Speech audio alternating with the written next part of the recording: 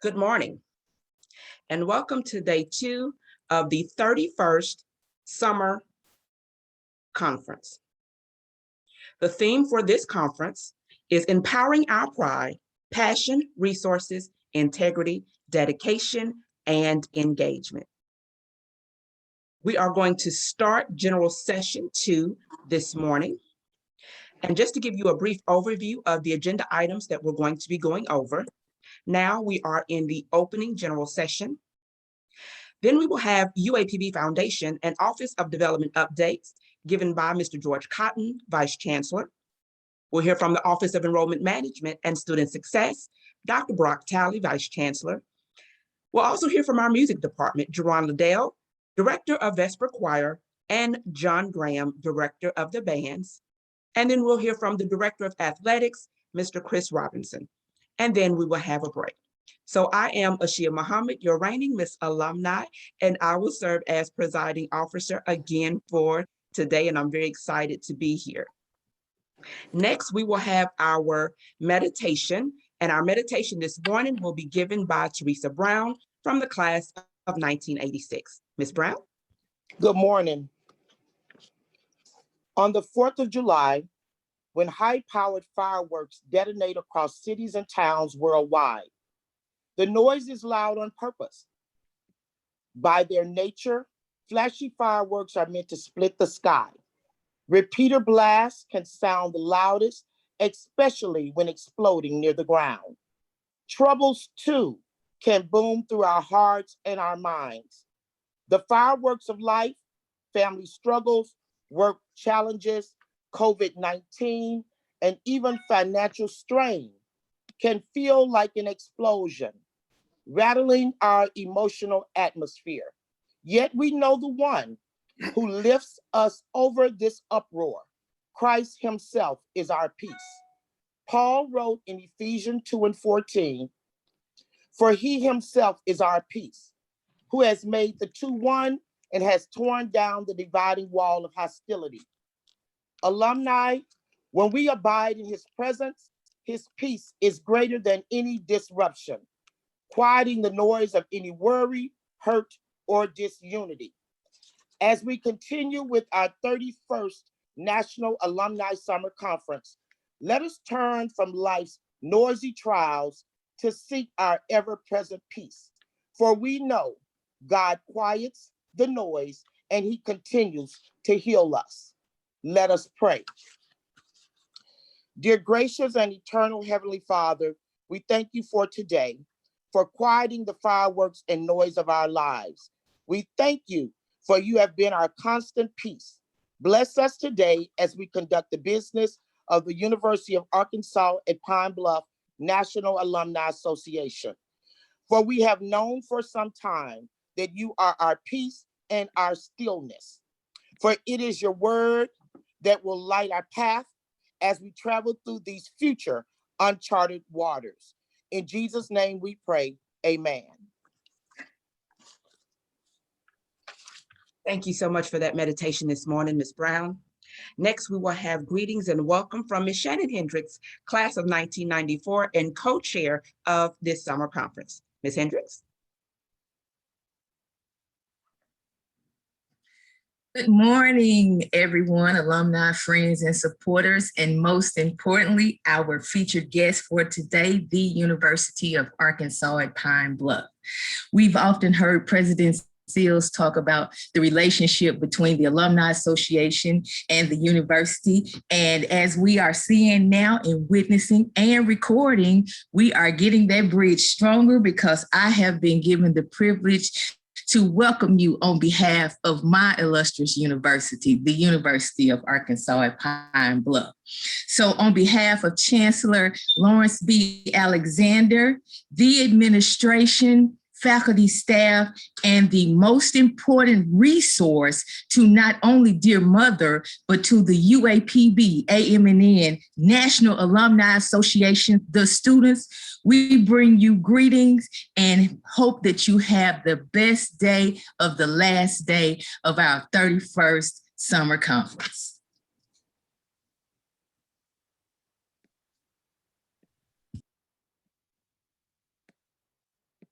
Thank you, Ms. Hendricks. Next, we will have our UAPB Foundation and Office of Development updates, Vice Chancellor George Cotton.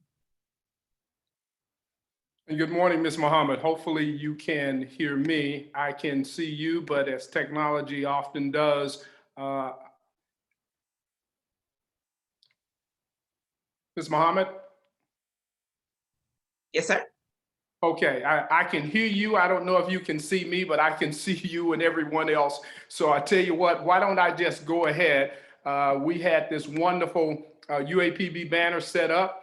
And of course, as technology often does, when it works wonderfully, it's an amazing thing. But when it doesn't, it drives me crazy. But why don't I just go ahead and say good morning to each of you.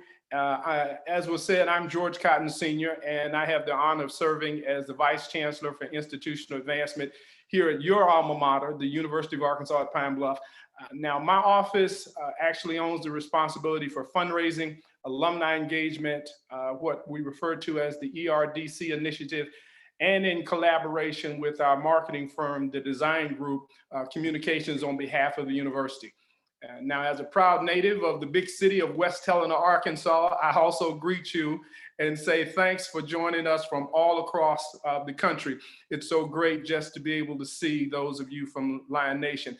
And also let me begin by saying that when we think about the changes that have been brought on by the impact of COVID-19, one positive, if you will, aspect is the fact that we have a broader opportunity to bring alumni together from all across the country. So I noticed that the Chancellor was on, so I say good morning to my boss, Chancellor Dr. Lawrence Alexander, and to President Seals, Ms. Muhammad, and the entire Alumni Association family. Congratulations on your 31st and first ever virtual conference. And since I know that, Ms. Muhammad, I'm just the warm-up act for Saturday morning, I promise not to bore you with details and jokes that don't work online. But I have to say that it's really hard to believe, but 2 years ago this weekend, I had the pleasure of meeting many of you at your conference in Las Vegas as the new Vice Chancellor for Advancement.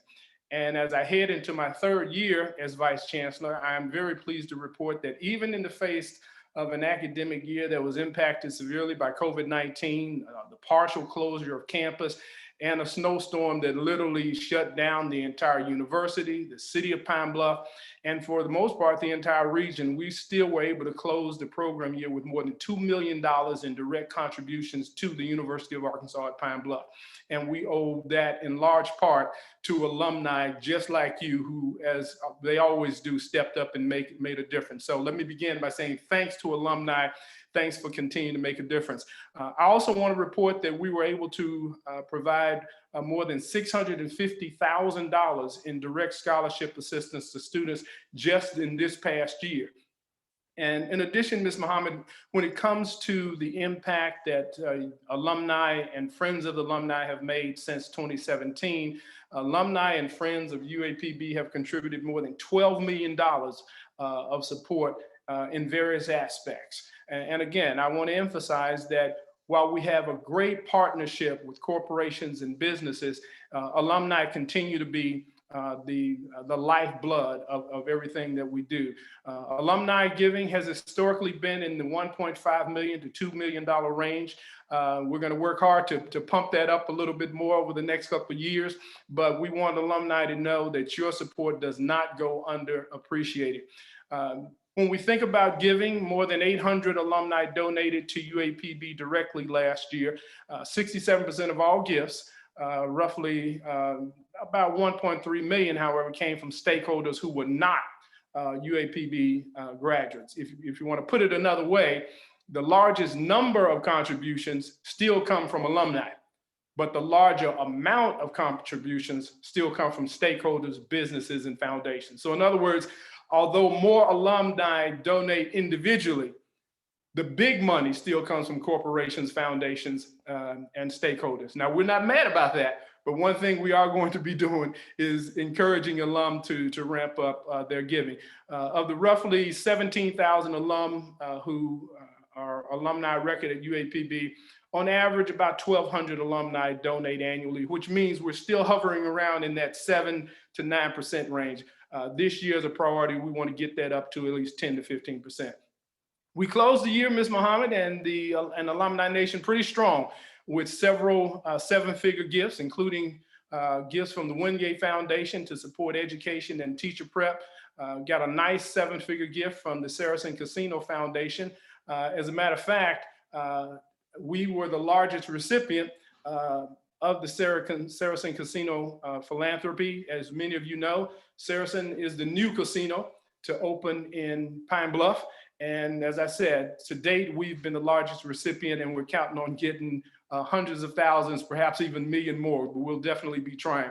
The Walton Family Foundation also gave us a really nice six-figure gift that funds summer internships for students to be able to learn philanthropy and finances in Denver, Bentonville, and Washington, D.C. And the good thing about that, again, is a full paid summer internships. Also, seven-figure gifts came from the Verizon Foundation, Sissy's Log Cabin, and the estate gift from Dr. Herbert and Virginia Carter. We also got a nice six-figure gift from the Oregon Community Foundation, which provided funding to help reduce the debt of graduating seniors. Now, we've also grown our team. Many of you heard me say at the last conference that one of the things we wanted to do, of course, was to increase the number of fundraisers we have. Dr. Chandra Taylor now leads our Enterprise Research and Development Center, and we'll be working with the School of Business to grow opportunities for students and faculty. Jamie Wright joined our team at the 1st of July and now leads our corporate and foundations relations strategies. Dr. Jovan Benton now serves as our senior major gift officer and is charged with growing our signature level giving. Mr. U.S. Reed, many of you already know Mr. Reed, will now focus on expanded targeted giving, specifically in athletics and special campus initiatives.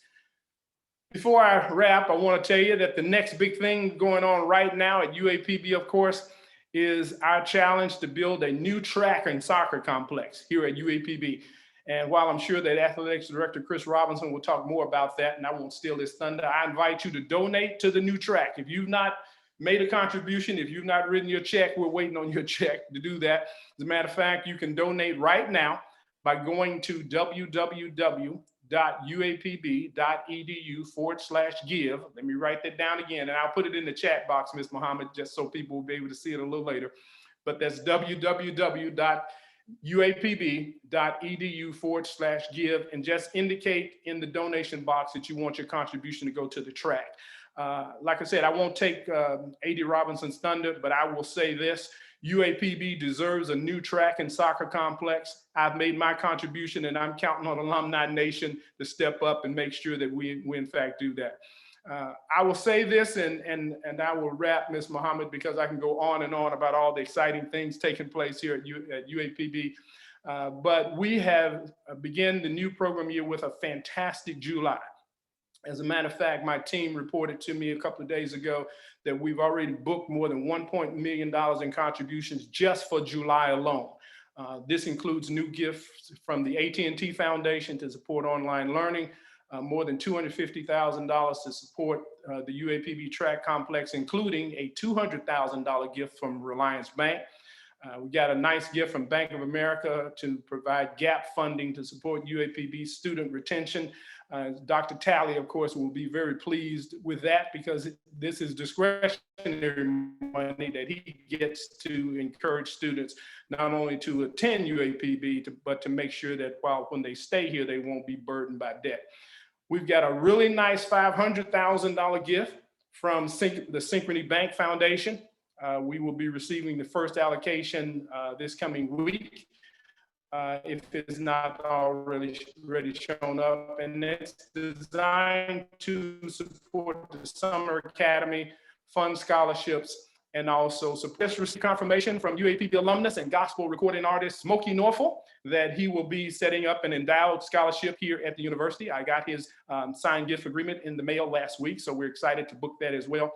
And the chancellor will probably talk more about this, but we're also pleased to announce to Golden Lion Nation that we received confirmation of a $250,000 anonymous gift to UAPB to support the great work that's going on here at your alma mater. So this is not from someone who's a UAPB alumnus, we can tell you that, but it's someone who recognizes the great work being done by this university.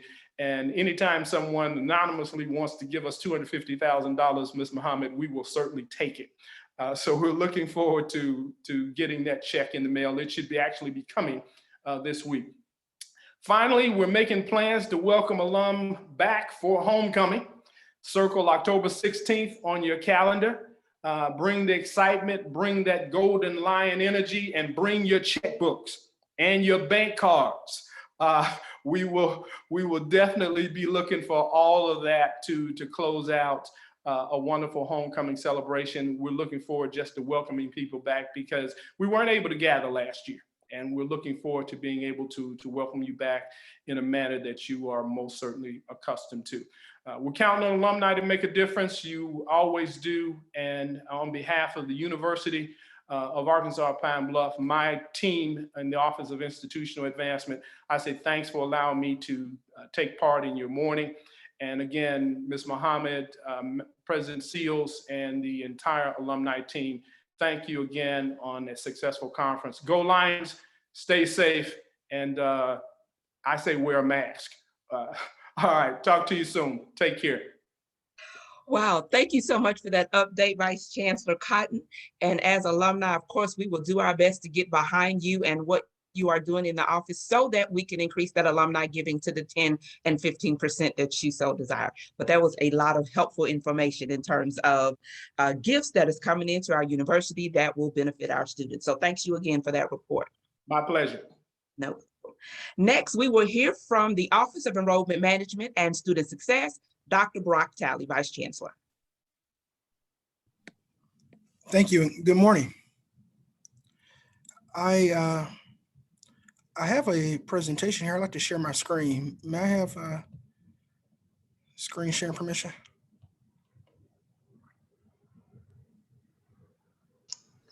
You should have it.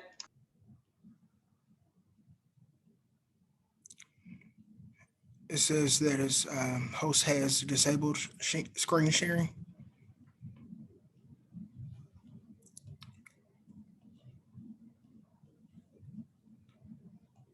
No worries.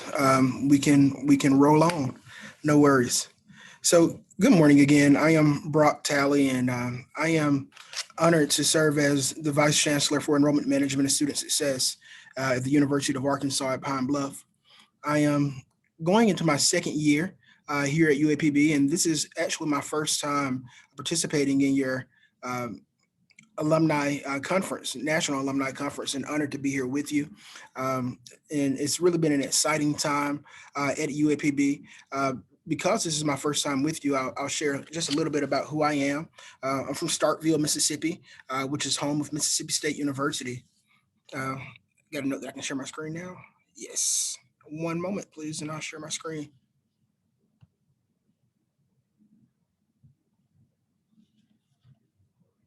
Perfect.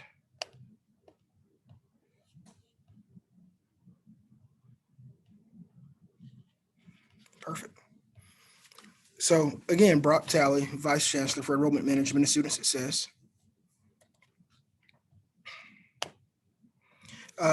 Just a little bit about me. I'm from Starkville, Mississippi. I'm married to Brittany Tate. She has a doctorate of physical therapy. She practices physical therapy in Little Rock, and we have two kids. One is Bryden. Bryden is 12 years old. She's in love with unicorns, and she wants to be a doctor one day, a medical doctor. And we have one son, BJ Brock Jr. BJ, he's 6 months old, so it's a very busy time in our household. But again, from Starkville, Mississippi, and I'm a three-time HBCU grad, undergrad at Russ College, master's at Alabama A&M University, and PhD at Jackson State University. So I not only enjoy working at HBCUs and serving our students, but I've matriculated there and spent my tuition dollars and there as well. So it's truly an honor to work with our students and help them go through their higher education journey. Before coming to UAPB, I served as vice president for enrollment at Russ College in Holly Springs, and prior to that, I managed marketing and enrollment at Alabama A&M University, and again, been here since October of 2019. Just a little bit about enrollment management and student success, what we do. Of course, this is a relatively new division. Dr. Alexander saw the vision and the importance of enrollment management and student success, and having one major unit that just focused on enrollment, getting students in school, helping them stay in school, and then helping them to graduate from the university as well. So that's basically my job, to increase enrollment, retention, and graduation rates, and to help develop partnerships to support that. In support of that, we have a number of units. The Lions program, which is taking place now, is a part of this division. Recruitment and admissions. Student financial services, we added that unit, that area to this unit last year. The Student Success Center, which focuses on retention and graduation rates, and the Living Learning Centers. They're a part of this unit as well. And EMSS is important because it truly impacts every area of the university, from financing and budget to academics to development to athletics. Academics, every part of the university is impacted by enrollment management and student success. So it's very important. I wanted to talk about our enrollment numbers. I know that's been a hot topic for everyone across the world. And I tell you that we are pleased, blessed, favored to have had a phenomenal, a pretty good year in enrollment this year. We were the only institution in the state of Arkansas to mark a enrollment increase. We increased from 2,498 students in 2019 to 2,668 students in 2020. Not only did we have an enrollment increase in the fall of this year, but we're also the only institution in the state to mark a 3-semester enrollment increase. So we had an increase in the fall and the spring as well. I'm sorry, two consecutive increases in the fall of 2020 and the spring of 2021, which is unique because many institutions don't have an enrollment increase in the spring over the fall because some students drop off, but we were fortunate to have that increase this year. So that's something that we're very proud about, and we want to keep that positive trend going. So we want to grow our enrollment a little bit more, or a lot more, as our chancellor would say. We want to grow it some more. Again, and here's the thing. Enrollment, many would argue that enrollment grows by bringing in high numbers of new students. My argument is that enrollment grows by having high rates of retention. If you are not retaining those students who are at your institution currently, then it just becomes a revolving door. You're getting students in, they're leaving. But fortunately at UAPB, we have a growing retention rate. And I pulled numbers going back to 2013. And again, you can see the impact that Dr. Alexander's administration has had on the university. Retention rate has grown from 62% to this year, we were able to mark 81% in retention, which is the highest retention rate in the university's history. So that's something that we're very proud about. And that's overall retention rate. That's overall retention rate. Again, it's been a phenomenal year for us at UAPB. Amidst everything that is taking place in the global pandemic, we've been able to mark a number of wins. And as I'm talking through this, I want to be very clear by saying that this is not just an enrollment management student success win, but this is a win for the university and all of our stakeholders because it takes all of us to achieve the kind of metrics that we have achieved. So again, using those same years, going back through 2013. I see a typo here. This is I see a typo that I've made here. This is my this is my practice presentation. I actually worked late last night on another one, but nevertheless, the numbers are correct. The percentages are correct. Going back to 2013, you see where we were with our graduation rate, and graduation rates are measured on a 6-year graduation rate. That's how the federal government tracks it. And look at where we were with a four-year graduation rate, 9.8%. And this year, again, 26.1%, phenomenal. Still have room to grow there, but debt is a national conversation. The amount of money that students are spending on college, that's a national conversation. And one of the key factors that students, that we as higher education administrators, that all supporters of higher education can decrease debt is by getting students out of college in 4 years. The quicker you get out, the less money that you'll have to borrow and things of that nature. So we've grown that from 9.8% to 26.1% on the 4-year rate since 2013. Again, it's about 3% increase over 2019. And the 5-year rate, we've gone up by about a percentage and 1.6%. And in the 6-year graduation rate, which is the one again that the federal government tracks, and that's the one that we tout about mostly, we're at 40%. Again, that's an all-time institutional high as well. And that puts us in, as they say in my hometown, a pretty tall cotton among HBCUs. Again, we still want to grow. I'd like to see that number get to about 45% or north of 45%. And we will get there. As long as we continue to work as one team, one university, one group of stakeholders, we will get there. And we're growing to that in that direction. Just wanted to give you some highlights here, and look, I didn't just want to share what I'm saying. I wanted to share what the world is saying about us. We've been featured in a number of publications, from the Democrat Gazette to Arkansas Business. So again, the first one, and I won't challenge your reading by reading all of these, but again, marking our institutional growth and enrollment, sharing that we're the only institution in the state to have an enrollment increase for fall 19.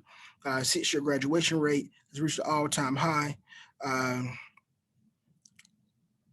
Again, the retention rates are at all-time highs, and again, these are overall retention rates.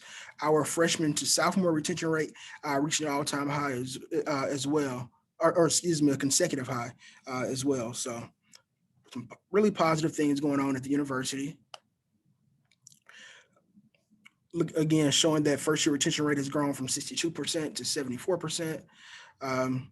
In the second bullet there, it highlights that we had a 12% enrollment increase. These were preliminary enrollment numbers. I want to share that with you, that we initially registered north of 2,800 students, but after we went through census, that number dropped a little bit. We're putting in a number of tactics to help retain more of that group so that we can try to announce an even larger number in the upcoming fall.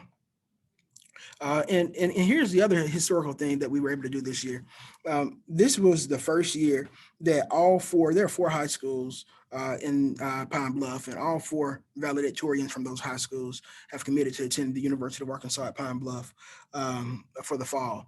That's something that we're very proud about. And the other thing that I want to mention is not only are there 4 valedictorians, but there are 4 female valedictorians. So 4 ladies have committed to attend UAPB who are valedictorians. So that shows not only our global and statewide brand, but our brand that's here in the city of Pine Bluff, Arkansas, that we're keeping some of our best and brightest students.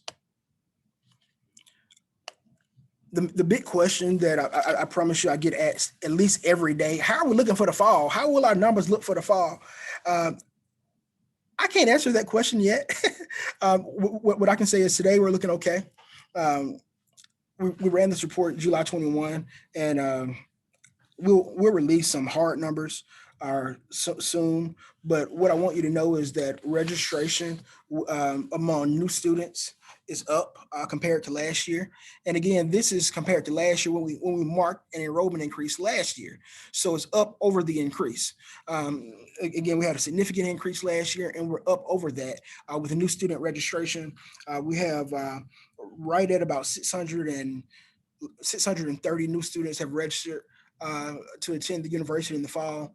Now, here's the significance of that. Last year, we registered 891 students at the end of registration, and 630 are already committed and registered classes in place for the fall. And in 2019, this was the fall before I got here, we had 667 new students total, and we're at 630 already committed and registered to the university, and we're still about 3 weeks away from closing registration.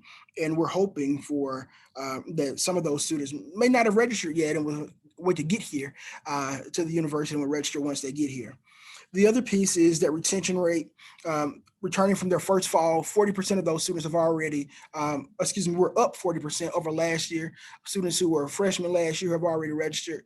Transfer numbers down about 1.4%. I'm not overly concerned about that right now. I think it's close enough that we can break that. We can break that even. If you go back up to that first one where it says first-time graduates, graduate students who've registered, we're down a little bit there, but that's okay right now because graduate students will register once they get on campus. Most of them will, I believe. And those returning numbers look pretty good. Last time I looked at those numbers, I think we were right around about 1,400 of those transfer students who had registered, right at that 1,400 number. Returning students who had registered.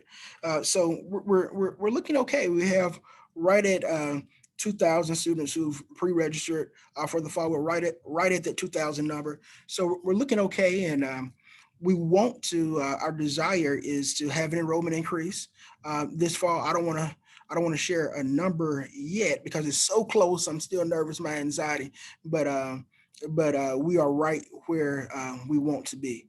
We're right where we want to be so far. Where would we like to go?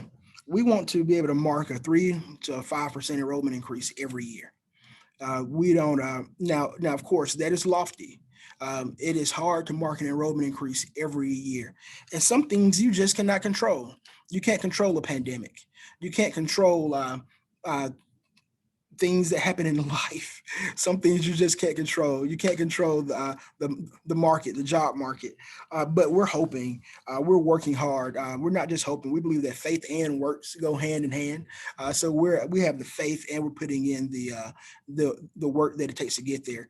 That we'll be able to mark an enrollment increase next fall, every fall going forward of 3 to 5%. That retention rate will continue to increase. That we will continue to keep retain students here at UAPB we're going to grow by 1% annually, and again consistently enrolling 900 to 1,000 new students.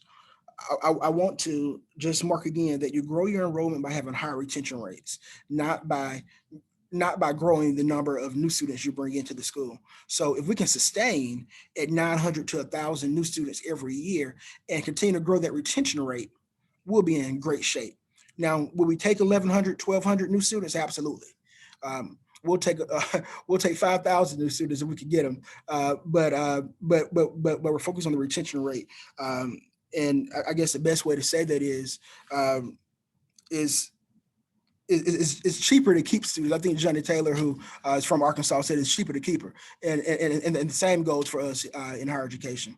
And then we want to increase that 6-year graduation rate to 45%.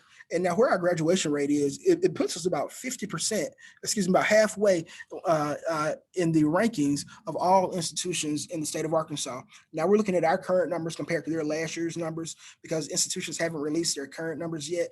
As graduation rates go, they're not fully measured until August. So ours may go up a little bit over that 40% that we were able to announce, but we are in good shape so far.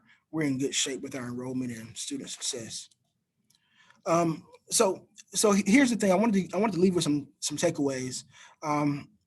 Again, I marked the number of high success points that we've had with our enrollment, with our retention, with our graduation rates. This has been a truly phenomenal year for UAPB when it comes to that. But this is not a Brock Tally thing. This is not an enrollment management and student success thing.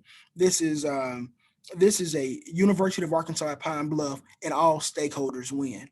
And as the Staples singers say, we want to do it again. Let's do it again. We want to have another great year. And so because of that, I want to thank you for your current support. When it comes to sending students to UAPB, when it comes to having conversations with students about why you chose UAPB, what you're doing in your current communities. Students get a chance to see a finished product, what a UAPB education has to offer. And that's what you provide. And again, VC Cotton talked about that scholarship support. We appreciate that. That helps keep students in school as well. One of the larger factors one of the larger reasons that students leave higher education is finances. So your support matters, and we appreciate that. I believe that our current students and our graduates are the greatest ambassadors of the university. So the more positive things that you say about the university, the easier it is for us to get those students in. And we're trying to eliminate many stop gaps that are preventing students from coming to school here. So we're streamlining our application. We're putting things in place where students can submit transcripts and test scores online. We're doing a number of things. We're engaging them socially. We're trying to meet them where they are. And we're doing some of those old school things. We still have some mail that goes out to students as well that they get in the mail. I tried to call all of our students on their birthdays, tell them happy birthday, new and returning students. So we're doing some of those old school metrics, but we're hoping that a mix of new school and old school, we'll yield another positive result. Here's the other thing for potential students to UAPB, your students, I like to call them legacy students, local students, friends of friends. So if your child has a friend that may be looking at going to school elsewhere, give us the opportunity to talk to them. I don't care if they've committed to Harvard. I still want to talk to them. I believe that we have something special here that we can talk to them about at UAPB. Speak positively about the university. On social media, when you're talking to your friends, when you're talking to others, let's share positive things about the university, because students are always looking at what's going on. What are people saying about UAPB? And the more positive things that we can say about the university, the easier it is for us to get students to commit to UAPB. Staying engaged with students from your local area. I think we do a phenomenal job of that. I haven't been here for a homecoming, in-person homecoming yet, but just from what I've seen, what I've heard, that a number of the alumni chapters try to meet with students over homecoming, calls, the sending of gifts to students from your area. That's phenomenal, and I appreciate that. Some of you even offer internships for students and jobs once they've graduated, so that's phenomenal. Thank you for that. And look, wearing your paraphernalia. That's a talking point. When you're in the grocery store and you have your UAPB paraphernalia on, someone gets the opportunity to say, did you go to UAPB? And that's an opportunity for you to have a conversation with them. So look, I've enjoyed being with you today. I'll stop my screen share here, but I've enjoyed being with you this morning. This last year and a half, going into my second year, has been phenomenal. We're making magic happen at UAPB, and we want to do it again, and we can only do it with your support. So we have about 3 or 4 more weeks to go before our registration closes. And so if you know of any students out there, we want them. I told you that we're up about 5%, but we want to be up even higher than that. We want to have consecutive weeks of positive enrollment growth. So if you have students who you think may be interested in UAPB, send them our way. I will share my email address in the chat. I'll share my office information. So please reach out to us. We're excited about helping. We're excited about working. And look, here's the last thing I'll share. Team means that together, each one of us achieve more. And so we're one team at UAPB. And when we win, all of us win. So thank you so much. I've been honored to be with you. If I have some time left, I'm more than happy to answer any questions that may have been pre-submitted or in the chat. Okay, thank you for that. And we do have some time left. So if you have questions for Vice Chancellor Talley concerning enrollment, management, retention, or any of those things that are under his wheelhouse, please feel free to put those in the chat, and we will get those questions over to Dr. Talley. Well, I have one question, Dr. Talley. In terms of the numbers that we're looking at for fall 2021, Does that number include the students that are currently on campus participating in the Lions program? Yes, yes, it does. And thank you for that question. I know we have some really special students, right? I know you have a baby there in the Lions program, and thank you for sending students to UAPB. So yes, that those students will be counted in our fall number with enrollment. And thank you for mentioning the Lions program. This year we marked an enrollment increase in the Lions program as well. So we have about 149 students in the Lions program, which is the largest number of students in the Lions program since 2016. And that's a positive trend because we know, again, looking at metrics, that when we have a high enrollment in the Lions program, we have a high enrollment in the fall as well. So I'm leaning on every positive omen that we can find for the fall. So yes. And if I can just give a shout out to my colleague, Dr. Carr, the provost, we have some new academic programs. I won't, as VC Cotton said, I won't steal his thunder by announcing those, but that helps grow enrollment as well. So as we introduce new programs, that helps to grow our enrollment. VC Cotton and the Chancellor are finding dollars that helps to grow our enrollment. So again, it's all working together. I'm sorry if I answered your question. Gave you more than you asked for in your question.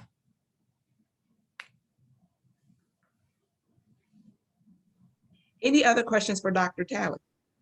Yes, we actually have a question in the Q&A. And it says, Dr. Talley, are students in northern Mississippi exempt from paying out-of-state fees? They could be. So some of our scholarships, we get Chancellor Scholarship, Dean Scholarship, those students get the scholarship and in-state tuition. But traditionally, if those students aren't getting one of those higher level top tier scholarships, unfortunately, no. But however, send those students to us, let us work with them. We have a few scholarship packages that we may be able to put in place that can equal or put them right at that in-state rate. So don't let the sticker prices, I like to scare you off. If the sticker price is too high, give us a call. I believe in haggling. This is not our car dealership, so we can try to haggle a little bit and find what's very best to get our students to that sweet spot to get them here at UAPB.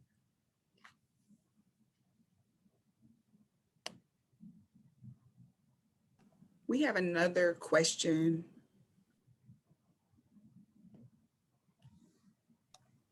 Okay, the question in our chat states, what is UAPB's process to foster student engagement and provide continuous feedback, especially in the virtual learning environment? Yeah, so thank you for breaking those questions up. I think it's about 5 or 6 of them in one. So thank you for breaking them up. So I think it's a multifaceted approach that is not just used in my unit, but VC Bennett, VC Carr utilize this approach as well. I think we sent out a number of surveys to students to get the data. What are students thinking? How they're feeling? What are their thoughts? And then we try to sit back at the table and say, how can we incorporate some of these ideas and thoughts and measures to enhance the student experience? The other thing is one that doesn't use as much data, but we try to chat with our students, have conversations with our students. If you're on Twitter, you probably see me having Twitter chats with our students all the time about how do we improve their experience? How can we make things better for them? And I think the beautiful thing is we have open door policies at our university, open door policies with masks at our university so that students can continuously provide that feedback. And we have student success coaches as well. I'd like to mention that, who are following up with our students, checking on their experience. And then we try to sit back and incorporate things to enhance those experiences. Okay, the next question, and you may have already answered it, is given the reliance on technology and the ability for it to fail from time to time, how are students informed when assignments remain outstanding so they can take corrective action prior to the end of the semester? I think that's a better question for the provost. I think he can respond to that a little bit better. But I think one way is is by using Blackboard. Blackboard is a is a tool that allows students to see when things are due, but also printing out that syllabus at the beginning of the semester will help and will keep you abreast of dates and when things are due. And following up with those student success coaches, should be helping students with that as well. But the provost can go a little further in detail. Okay, and then the other two, I'll make sure that I send just because they're a little longer. So I'll put them in our Q&A and then you can answer those. But Perfect. one that we had regarding Memphis is students from Memphis are exempt from out-of-state fees. Is that correct? Correct. We have a Shelby County discount. So you don't have to live in Memphis. You can live in Collierville and we'll still give you that discount. Cordova, those areas, yeah. Okay. Let's see if we have any more. No, just a lot of great support, Dr. Talley, with great answers. They really enjoyed your report. Thank you. Well, thank you so much for the opportunity. No problem, and thank you. During your answer, I did see Dr. Robert Carr, our Vice Chancellor for Academic Affairs, on mute, and I wanted to give him the opportunity to speak or to answer that question if he so chooses, related to assignments and technology, et cetera. Yeah, I think Dr. Talley did a wonderful job kind of explaining our process. One of the things that we always do, if we find out that students are having difficulty, we contact Dora Sanders, who runs our Blackboard operation here on campus. She can go back and backtrack to see if it was a problem with Blackboard or if it was some other technical issue. If it was, we always reach out to that student and we explain to them what they can do to make the work up. During this pandemic period, we have been very, very lenient with our students because we understand that sometimes it's more than just technical issues that cause them to be late. And so we've been working with our faculty to make sure that they're empathetic and empathize with our students so that we can keep them matriculating through the pipeline. Because at the end of the day, our goal is to make sure that every student that comes to UAPB graduates. That's what we want to see. Thank you. Thank you so much for that response, Dr. Carr. And now we are ready to hear from our music department, Mr. Jerron Liddell, Director of Orchestra Choir, and Mr. John Graham, Director of Bands.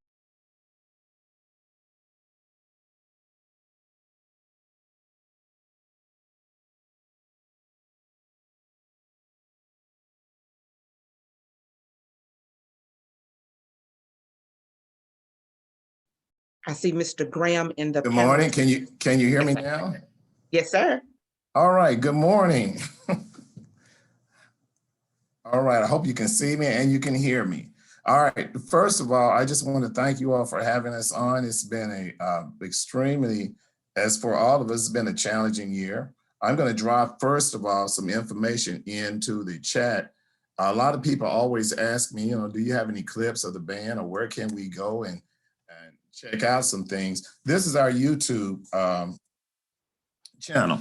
So anything that you want to see visually, that's one of our main spots that you can go to and pick up information about what's going on with our band. Usually during a performance, it's out there immediately. So you can go back and get as much footage, you can look at it.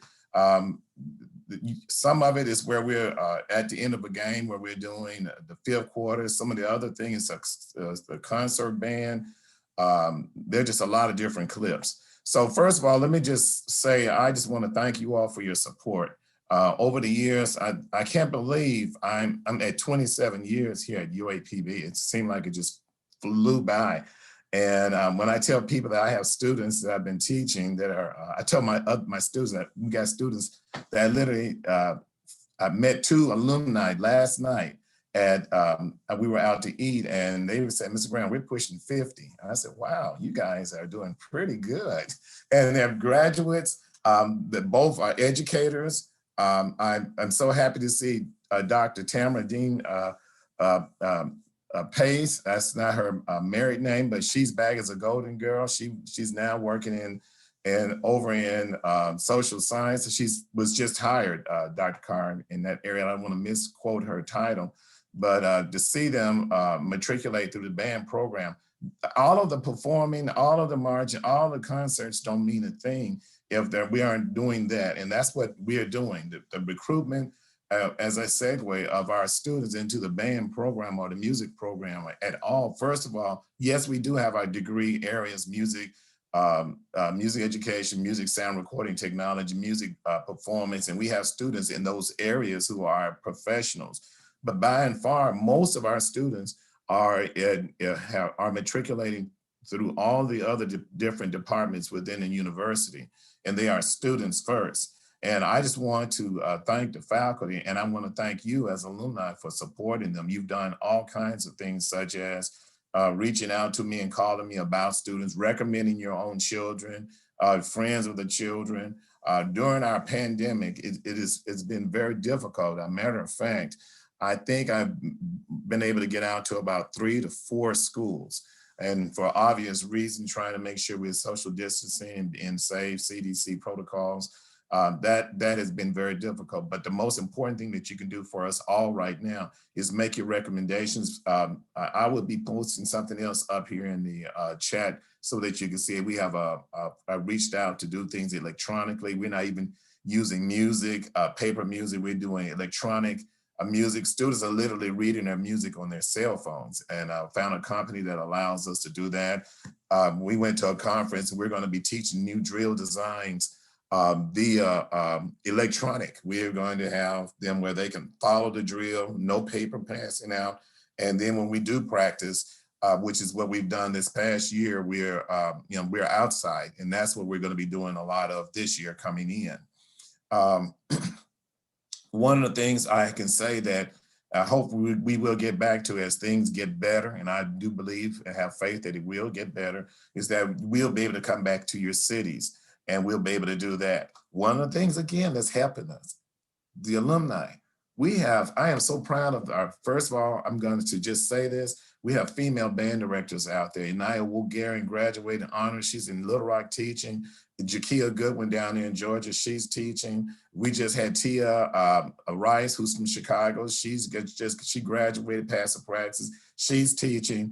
Deshae Rover, who is a honor student from Kankakee, Illinois. I spoke with her yesterday, and she's going to be helping tutor our other students with the practice. She came out of high school 3.9, came in here from Kankakee. She passed the practice first time. She's going to be practice teaching. Anthony, the list goes on. So there's a great positive movement.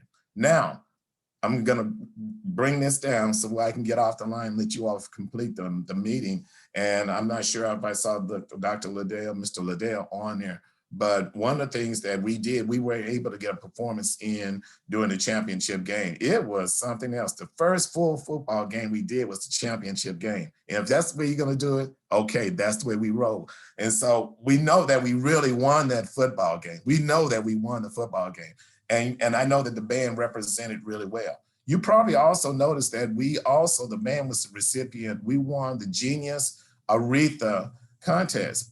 It was a show that we did in TCU. We went back and pulled it and placed it together.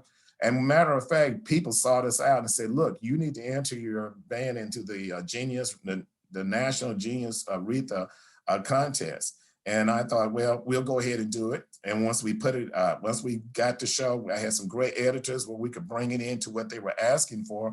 It was a $5,000. We got $5,000 to the band for the entry. And then when we found out it was a nationally announced, and you can find that on the YouTube page, we won another $5,000. And what we're trying to do with some of that money, we have a UAPB band trailer. We know that we're going to be going to Fayetteville to beat the Razorbacks. And we know we're going to be going to UCA to beat the Bears. We know that they all have their trailers. We have ours, and it's time for an update. So we're going to try to have our trailer wrapped so that we can really bling it out really, really good, put the lights on it. And because that trailer is a bulletin board, a Brand X school down there, and all of the schools down in Mississippi have a trailer. and they had it out there on the internet and they were blinging it out. And I thought that's old news to us. We've had our trailer for a while. We're just going to do an update on that and make that happen. The band is looking good right now. Recruiting is going well in spite of all. I do want to say this. We are sadly missing one of our staff members that we lost back in March of 2019, Mr. Jerome Hudson. We lost him suddenly. And so that was a great loss to us. Mr. Hudson wrote music. He was with us. He was with the band when I came, and he was a graduate of, a member of the staff here at UAPB, and he's been there. So he never left once he came and started attending the school. So we're definitely going to pay tribute to him at one point during the season once we get rolling. That's basically all I have. I'm going to jump off here. I know Mr. Liddell has been working hard, exercising CDC protocols. Dr. Bailey has been very supportive. Dr. Carr, Chancellor Alexander, Dr. Stewart, I can't say enough for the support. Even when we had the snowstorm, we're still down, but we're going to be up. We're getting our facilities under control so that we can have a place to practice. But we don't have a problem with that. We're going to make it happen. I'm an optimist by design. I thank God for that. And I know for a fact we're going to have a great year. So I want to thank you very much for just having me on. Questions?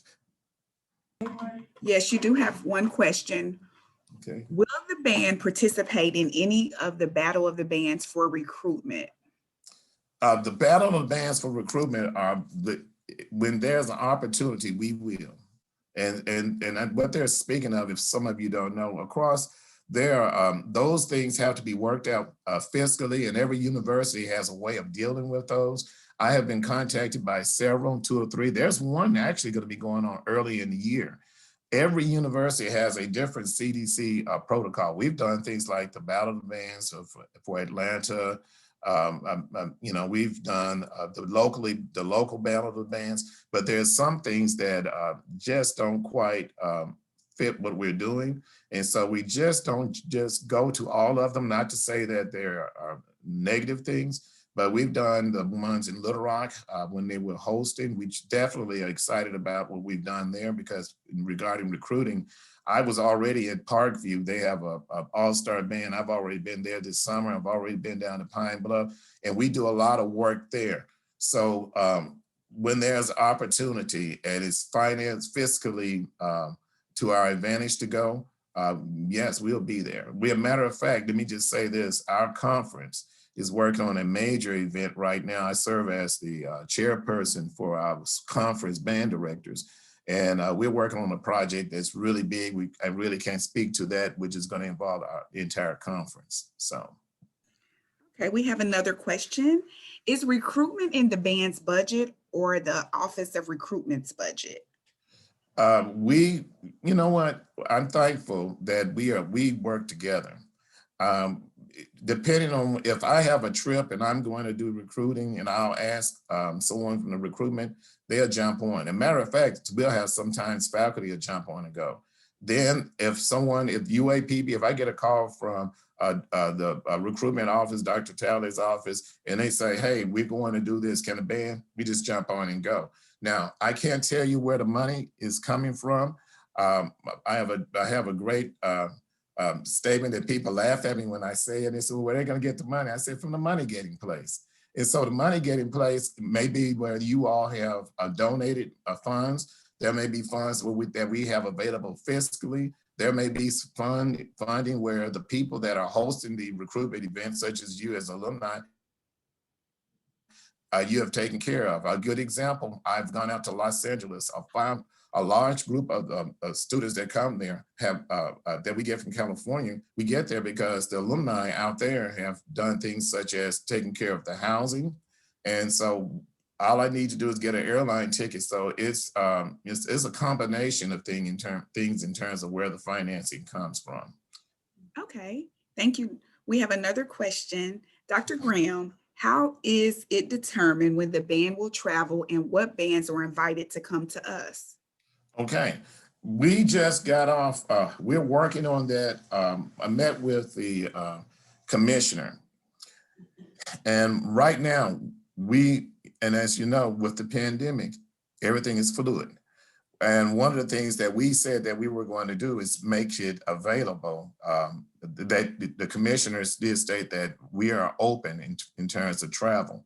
Now, that is dependent upon what's going on, because you remember when we get on a bus, that means we have to try to open up our seating where we normally would put students, a 55 passenger bus, you can put students seats side by side.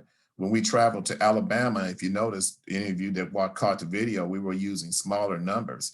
We had a large portion of our band that was virtual. They were not on campus. So we had a hybrid group, almost a pep band size, that we took to Alabama.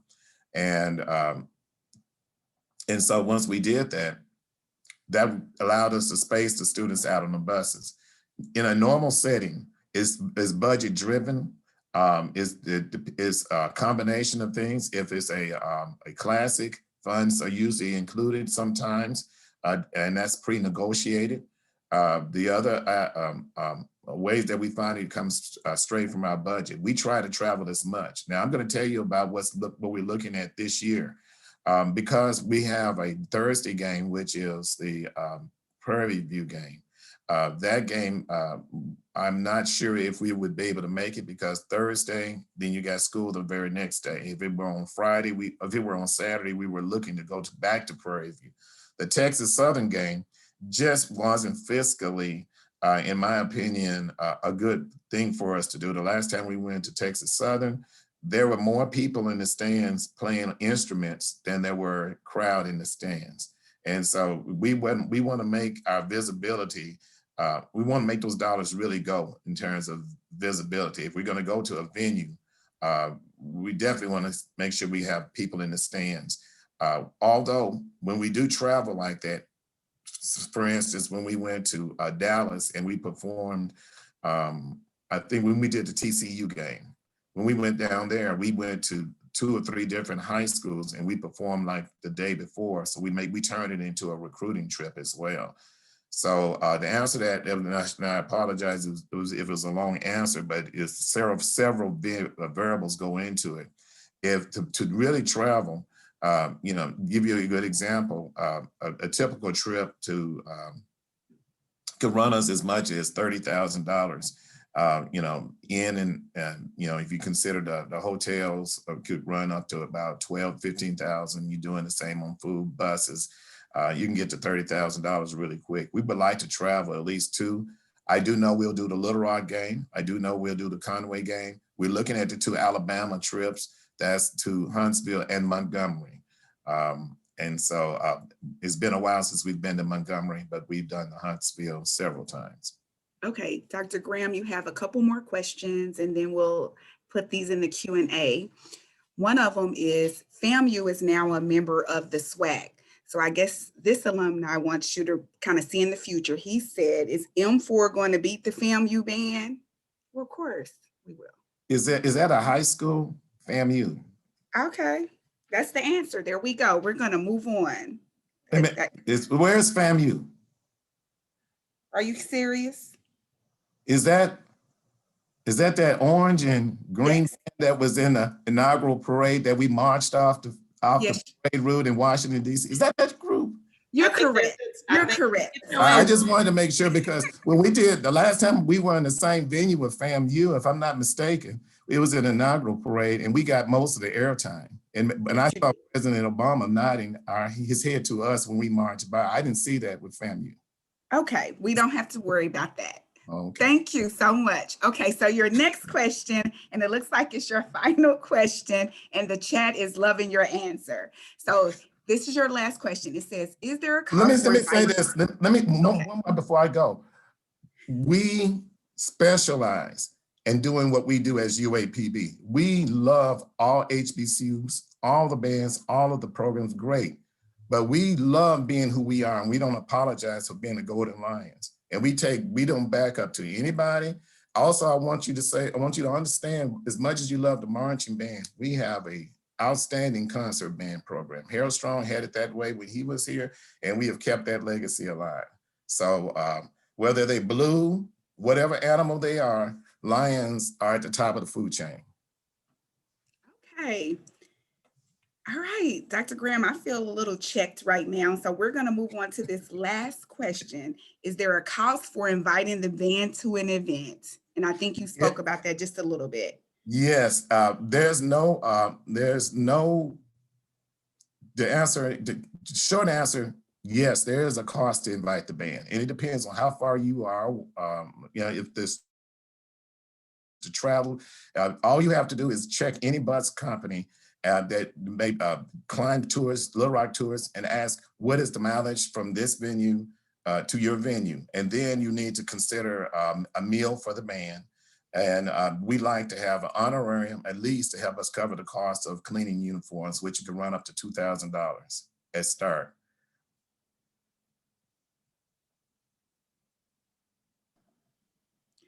Well, thank you so much. We appreciate your time and all that you do. And I will turn it back over to Miss Alumni.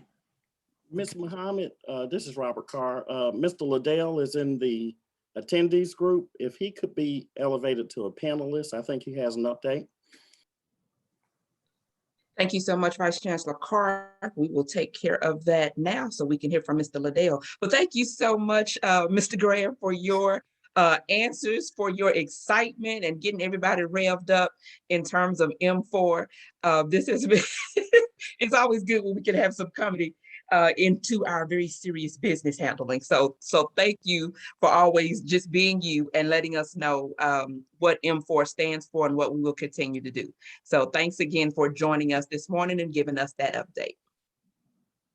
Okay, so now we will work on getting Mr. Liddell in the panelist section so that we can hear an update from the Vesper Choir.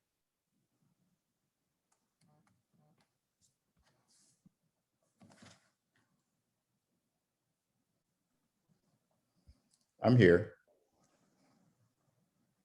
Feel free to go ahead, Mr. Liddell, and give us an update on Vesper. Okay, well, good morning, everyone. First of all, last year was a very interesting year for us, but we were able to do some of the things that we normally do. For those of you who didn't see, we did present an abbreviated virtual presentation of Handel's Messiah. That's still out on YouTube if you'd like to go and check that out. Still features some of our alumni soloists and student soloists, and they did a really, really good job. The students had to record all of their parts and their songs on their own, and then we used a company that put those together for us to make the videos.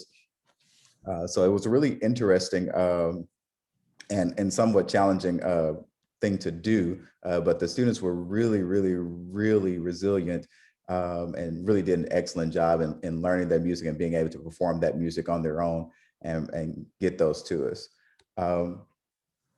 This coming year, we have another good group of students coming in. This will be the 75th anniversary of the Vesper Choir this year. So that's really awesome. We're going to try to plan to do some big things. Some things we have to kind of adjust because of the ongoing pandemic. But one of our major projects this year is we're working on recording the Vesper Choir's first studio album. And so we're working with Brandon Black, who is a graduate of UAPB of the Sound Recording Technology Department. He's a music producer in Atlanta, Georgia. He's produced for several artists, and he's working with us on making that project happen. So that's our big deal for the year. We still plan to do Messiah. We're not sure if that will be in person or if we'll be doing another virtual presentation, but we are doing that this year as well as a few other things that I won't mention until we know exactly how that's gonna go with the pandemic. But I'm looking forward to this year. And I think that's about it. Okay, thank you for that update. Are there any questions for Mr. Liddell concerning the Vesper Choir?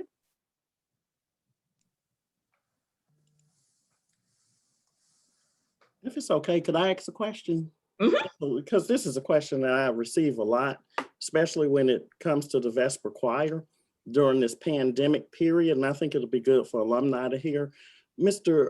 Liddell, what are the safeguards that you're going to have in place for the Vesper Choir for the next academic year, especially the fall semester? If you could share that with the group. Okay. As of right now, we're going to keep things exactly how we did last year. So students will sing in, we'll only rehearse in small groups, no more than 10 to 15 people in rehearsal at a time. And so what we did was we broke those groups down into sections. And so we would have typically maybe sopranos to come from 5:45 to 6:30, tenors from 6:30 to 7:15, and so on. We'll continue that for the time being. We'll also continue singing in masks and continue with the social distancing for right now. So, and also we keep the rehearsals to no longer than 1 hour. So those are some of the things. We do have hand sanitizer, we have Lysol wipes, we have everything that we need to try to make the students feel as safe as possible. And also we did order some special masks last year that are designed specifically for singers that we'll be using as well. Okay, we do have a question in the chat. Will you have any former members featured on the album? Yes, that is the plan, to have not only the current members, but some of the former members of the Vesper Choir to participate on that as well. And if we're able to have a very large alumni choir to be featured on that album. Okay, thank you. We have another question for you. Do you all use singer's mask? Yes, yes, those are the masks that we ordered last year. We have ordered about 70 of them. So we have plenty for the singers to use for this coming year.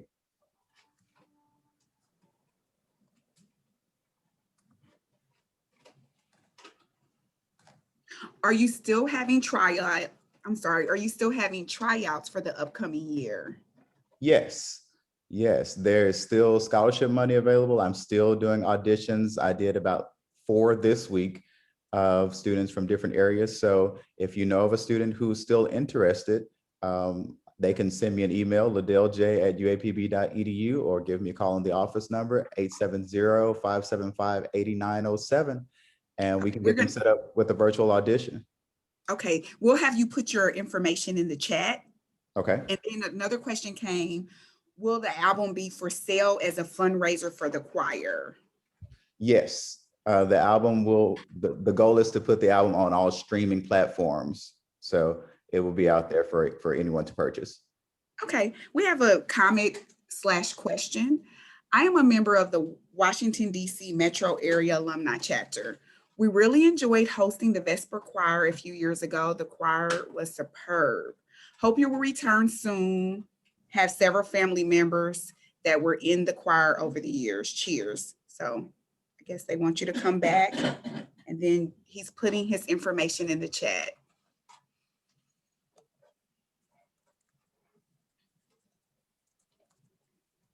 I think we're done, Ms. Muhammad. Okay.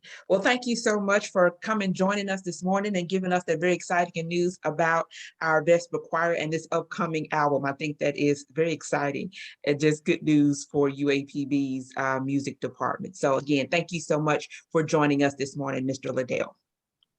Okay, next we will hear from our Department of Athletics, our new AD, Chris Robinson. Good morning to everyone.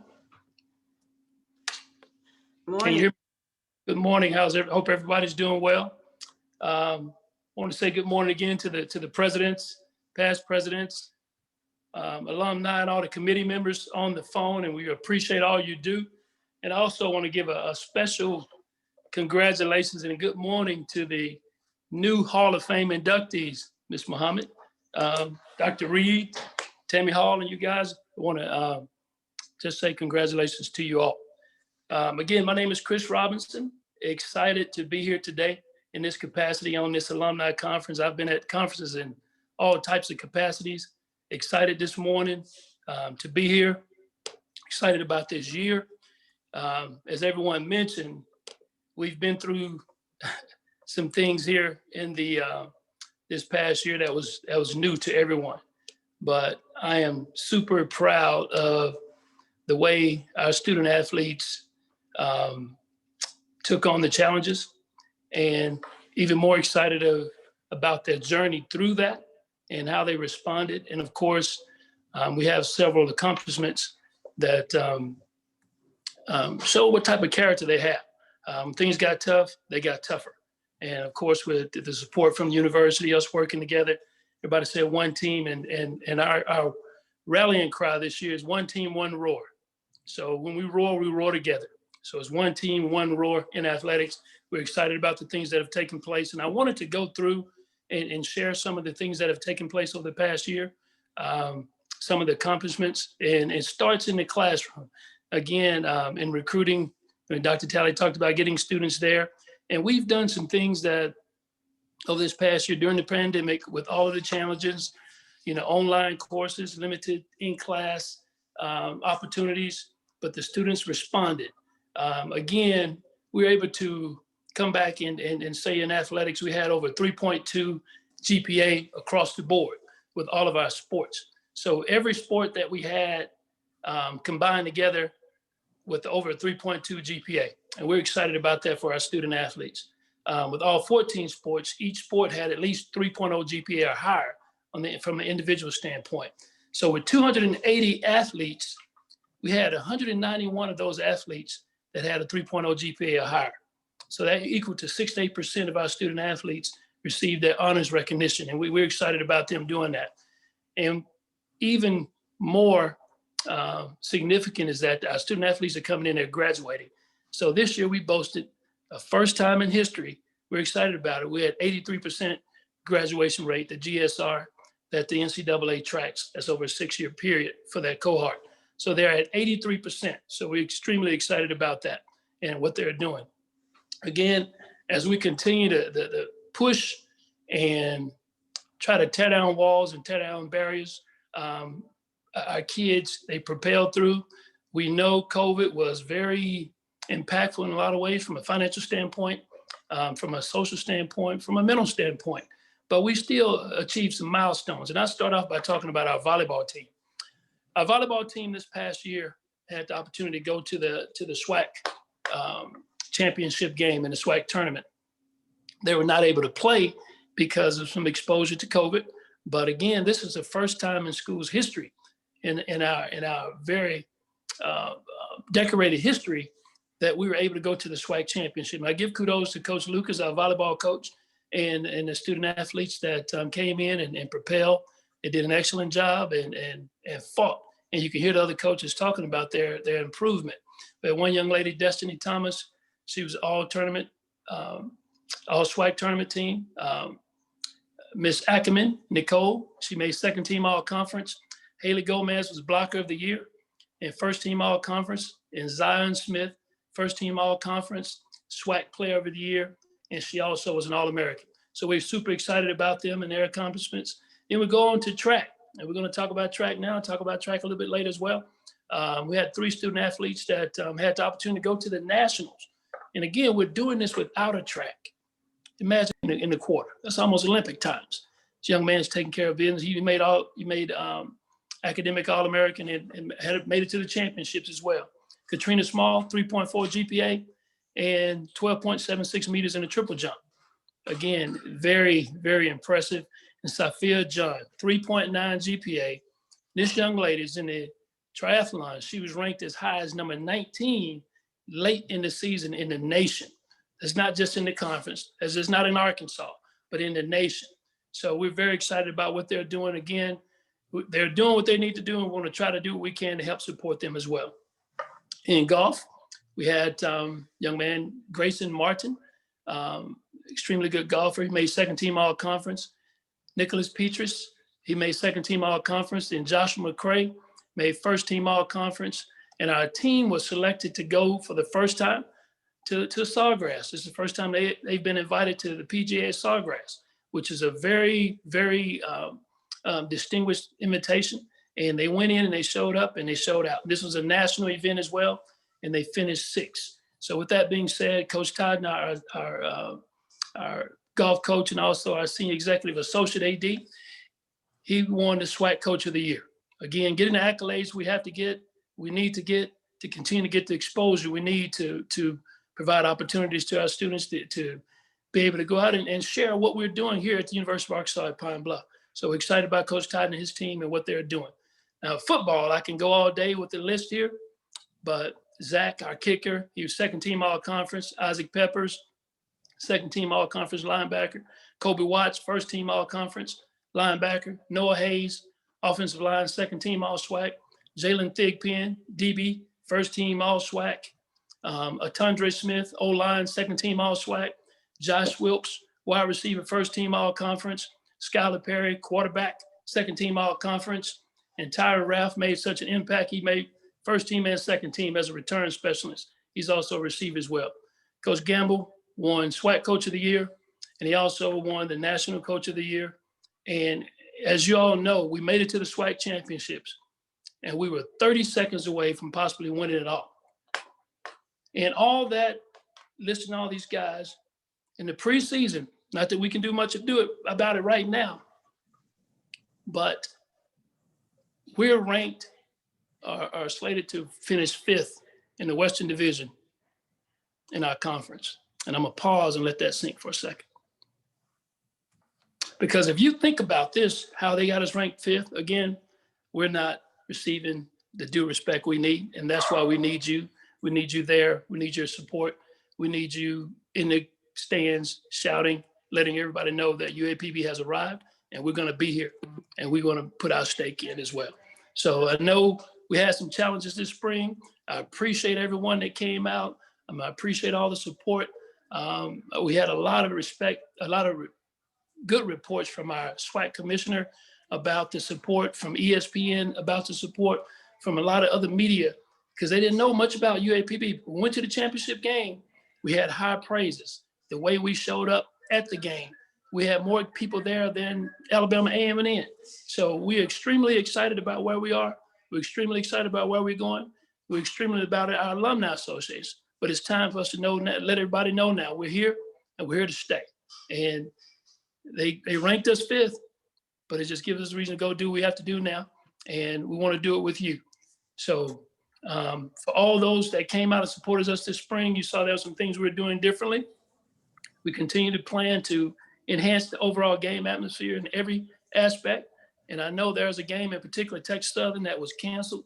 And all of you guys that supported us, I know we gave some different options. Some people wanted funding back. Some people gave support. We want you to reach out to us. We got some other things for you as well. So we're excited about that. We're excited about you, excited about what you've done for us. Again, it's one team, one rule. And now I will talk about a few updates that are taking place right now too. One thing we've done, really gone back and looked at our facilities.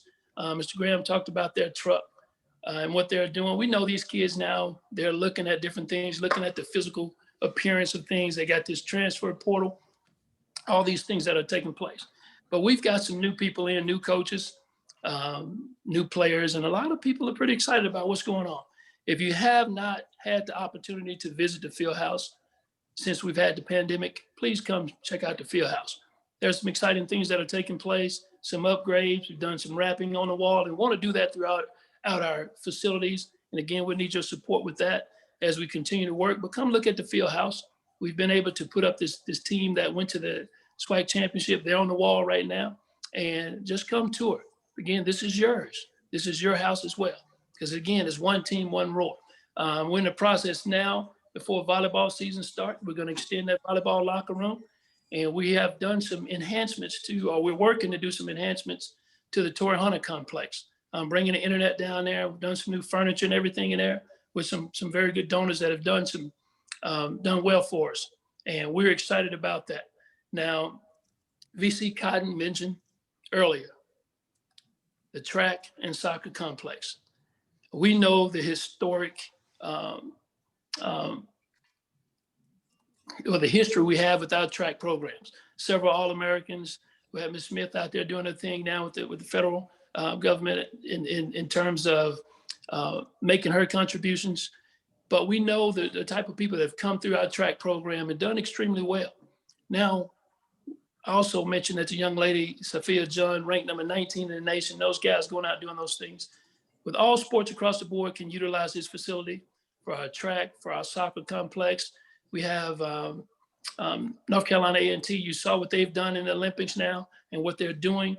And they have their track and soccer complex there, and they host the national AAU event, which brings about 7 million for that week to their community. Then they also host the MEAC, and they was bringing about 3 million that week to their community and dealing with commerce. And we can do the same for Pine Bluff. We can do different activities with the local community, national community, regional. We can bring people and show what UAPB has to offer. And we're gonna need your support to make this happen. VC Cotton talked about this, and I think he put it in the chat as well, about being able to give. But it is one team, one roar. And once we roar, there's nobody that can stop us. We roar as a nation together, we can make this happen. As he mentioned, we've had several people come in, and we've had some very good response to our inquiries about support for this particular venture that we're having right now. We just had another $200,000 gift about 2 weeks ago, and several $100,000 gifts. But we continue to need support from across the board, because every dollar counts. 25, 100, 250, you name it. But we need your support for that to make this happen, not only for the student athletes, but for you as well. We've never had a track on our campus. This is the time to do it. And I know we've had Mr. Goldman, a lot of his guys that have done some great things that can compare to some of the times today. But let's see what we can do once we get this track and soccer complex up and going. I'm excited about where we are and what we're doing with that as well. Also, we've made some changes in our staff as well. Again, I mentioned Roger Todd. He's a new senior executive associate athletic director. A lot of history. We got Coach Betty Hayes Anthony. She's a legend, a living legend. She's our senior women's administrator and making an impact already. And we just brought on a new basketball coach, Coach Solomon Bozeman. He's an Arkansas native. Just came from Oral Roberts, who beat University of Florida, Ohio State this past year, and made it to the Sweet 16, almost beat the Razorbacks. But he's excited about coming to UAPB and excited bringing that fire here, so we can be as competitive as possible too within the conference. Football season's coming up, is right around the corner. First game, September 4th. I want you guys to be out there, get your season tickets and everything too. Come support us. Then also, with the energy from this past week, ESPN has reached out and asked us to, well, actually they got us on 4 games right now.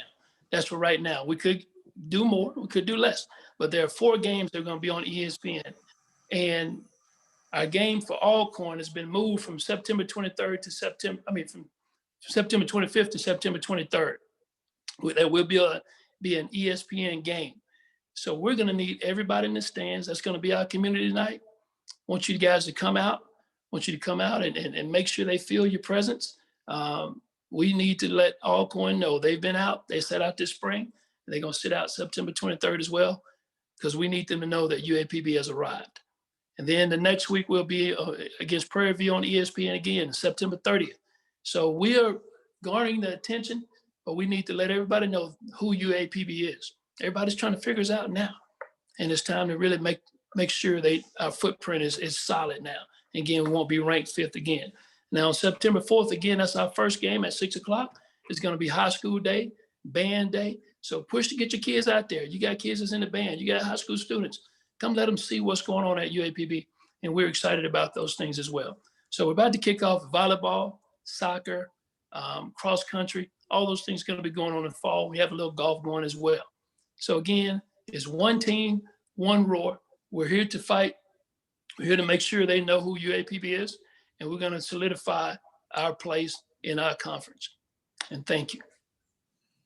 Okay, thank you, Chris. Mr. Robinson, and we have a few questions. The first one is, when will the season tickets be sent out to people who purchase them? Now, there's 2 things with the season tickets. You have several options with that. We do have the ability to, if you purchase tickets online, you can print your tickets right there, right at home. You can print your ticket, or you can keep your ticket on your phone. So when you come in, you just swipe it. One thing with COVID, we've been forced to do some things a little bit different now. We're trying to limit the amount of I guess, as much personal interaction as possible, handing paper back and forth. So we're doing things more digital now. So you have the ability to print your tickets out at your home, or you can use it on your phone when you come and we can scan that. So it's a paperless transaction. However, we can mail the tickets out as well to you also. So we have several options in which we can do it. Okay, and do you know when they will be mailed? At this point now, I get with Ms. Jones and we'll verify. I know we're waiting for some card stock and everything to get in, but I don't have the exact date, but we will send out some communication within the week. Okay, thank you for that. Our next question came via chat, and it is, how can season tickets be purchased for alumni outside of the Pine Bluff area? Okay, again, what we can do, you go to www.UAPB Lions Roar. And you go to our website or go to the UAPB website and go to athletics, and you can purchase your tickets right there online. You can purchase your Okay. tickets. Go ahead, I'm sorry, Tanisha. Oh, I'm sorry, go ahead. Yeah, you can purchase your tickets online, and either you can call Ms. Jones' office and she can help you with that as well. And that's 870-575-8601. So you have several options, several ways in which you can get that. Okay, and we'll have that number in the chat. The next question I received is, what day is high school day again? It's going to be September the 4th. September 4th.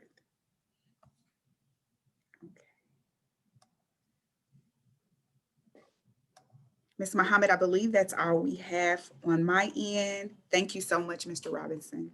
And thank you, guys. Thank you so much, A.D. Robinson, for that report on athletics. We are very excited to hear all the great things on and off the field that our student athletes are doing. So again, thank you so much to come and give us that report on this morning. Well, okay, we are down now to our break time. It is 9:38, and so we're going to take a 10-minute break, and then we will come back and we will hear from the Office of Academic Affairs with Dr. Robert Carr, who served as Vice Chancellor of that division. Again, we are on break until 9:48.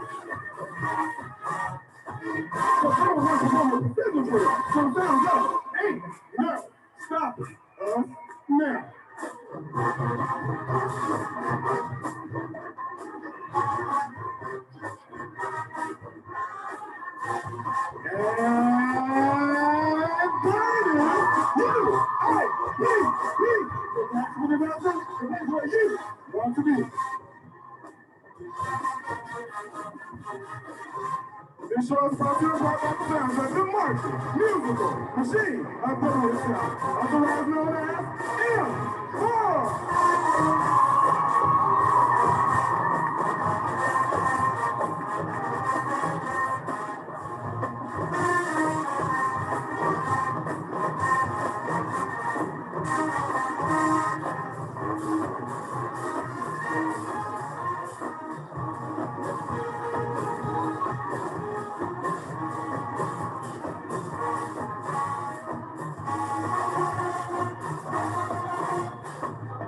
Swirling and spinning, moving and grooving, I'm ridiculous sensational. 24 karat golden silk. Under the direction of Miss Whitney Lee.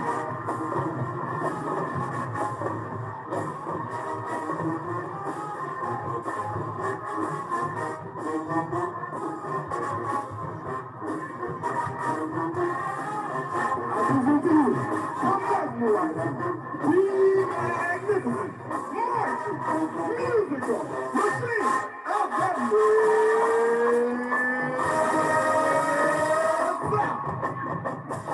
Truly on the clothes that you will do.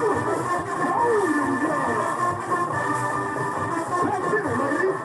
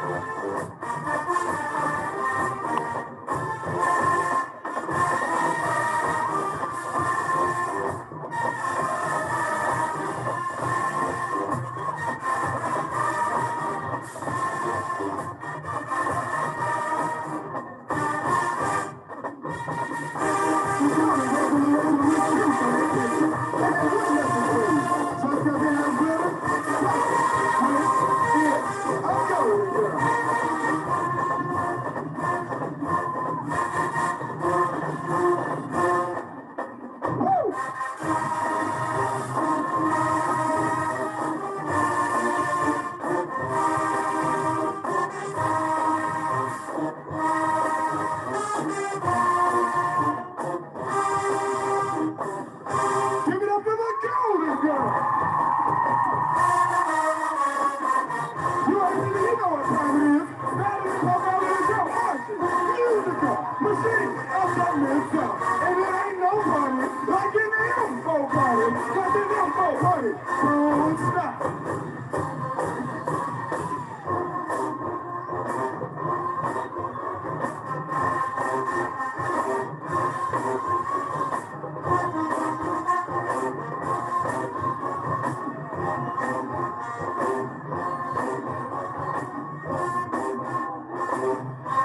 Hey, UAPB, this is how we do it. Turn me up, man.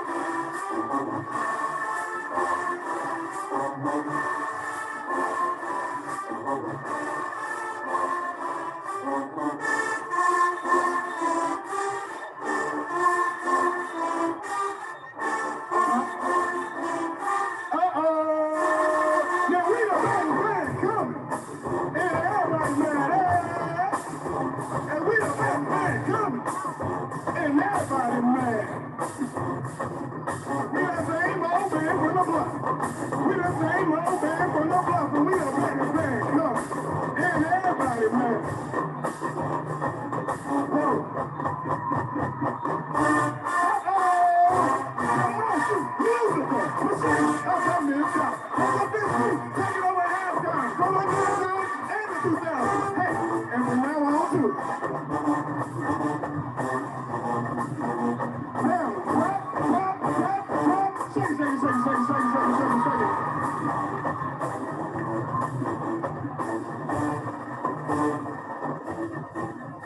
Now, split.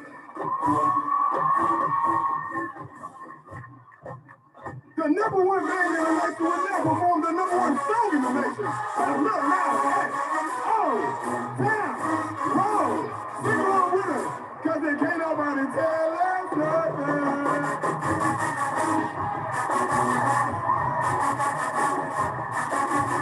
Come on.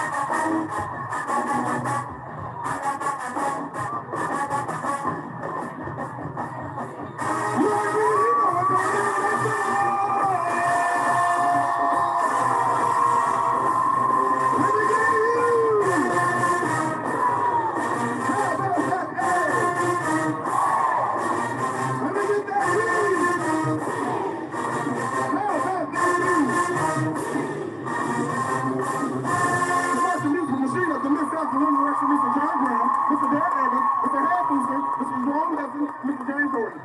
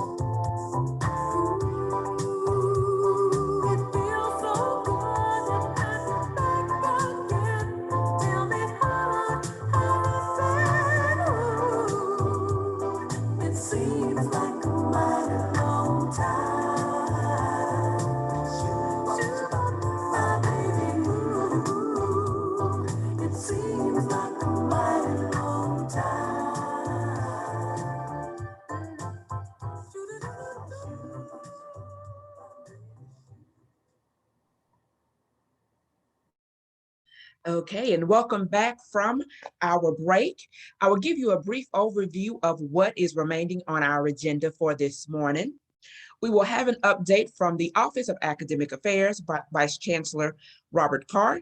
Then we will have a UAPB student panel, followed by the State of the University from our very own Dr. Lawrence B. Alexander, who serves as our Chancellor.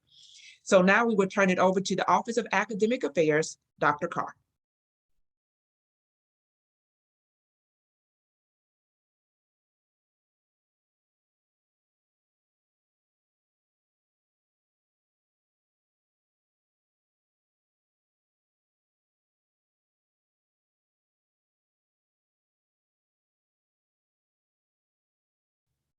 Dr. Carr, if you are speaking, we cannot hear you, sir.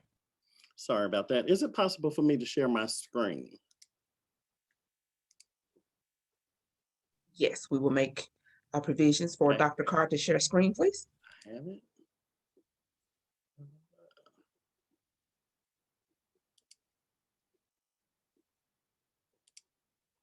Well, good morning, Golden Lion Nation. It is such an honor to be in your presence. To President Seals and all of the alumni chapter presidents and past presidents, I say good morning. To all of the University of Arkansas at Pine Bluff, AM&N alumni, I say good morning. We have had a very, very busy and fruitful year in academic affairs. One of the things that I always start my meetings off with during this pandemic period is that we're always planning for keeping our students, faculty, and staff safe, visitors to the campus. We want to keep you safe. It's one of our top priorities. I get questions all the time saying, Dr. Carr, how are we going to operate in the fall? I started getting those questions immediately after graduation. And my standard answer to that question is, right now, I don't know, because it's a very fluid situation.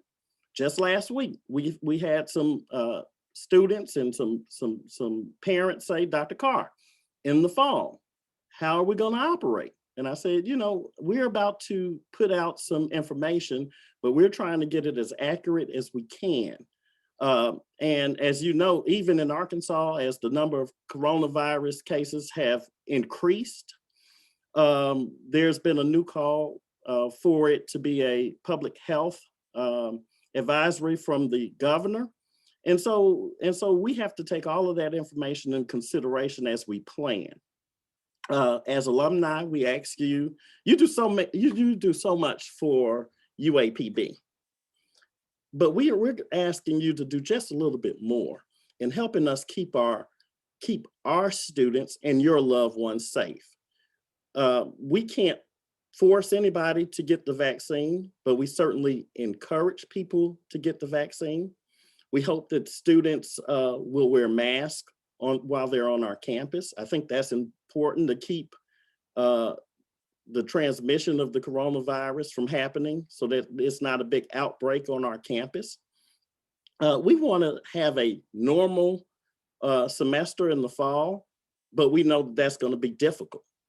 So in terms of planning our classes for the semester, we're going to offer classes in 3 formats.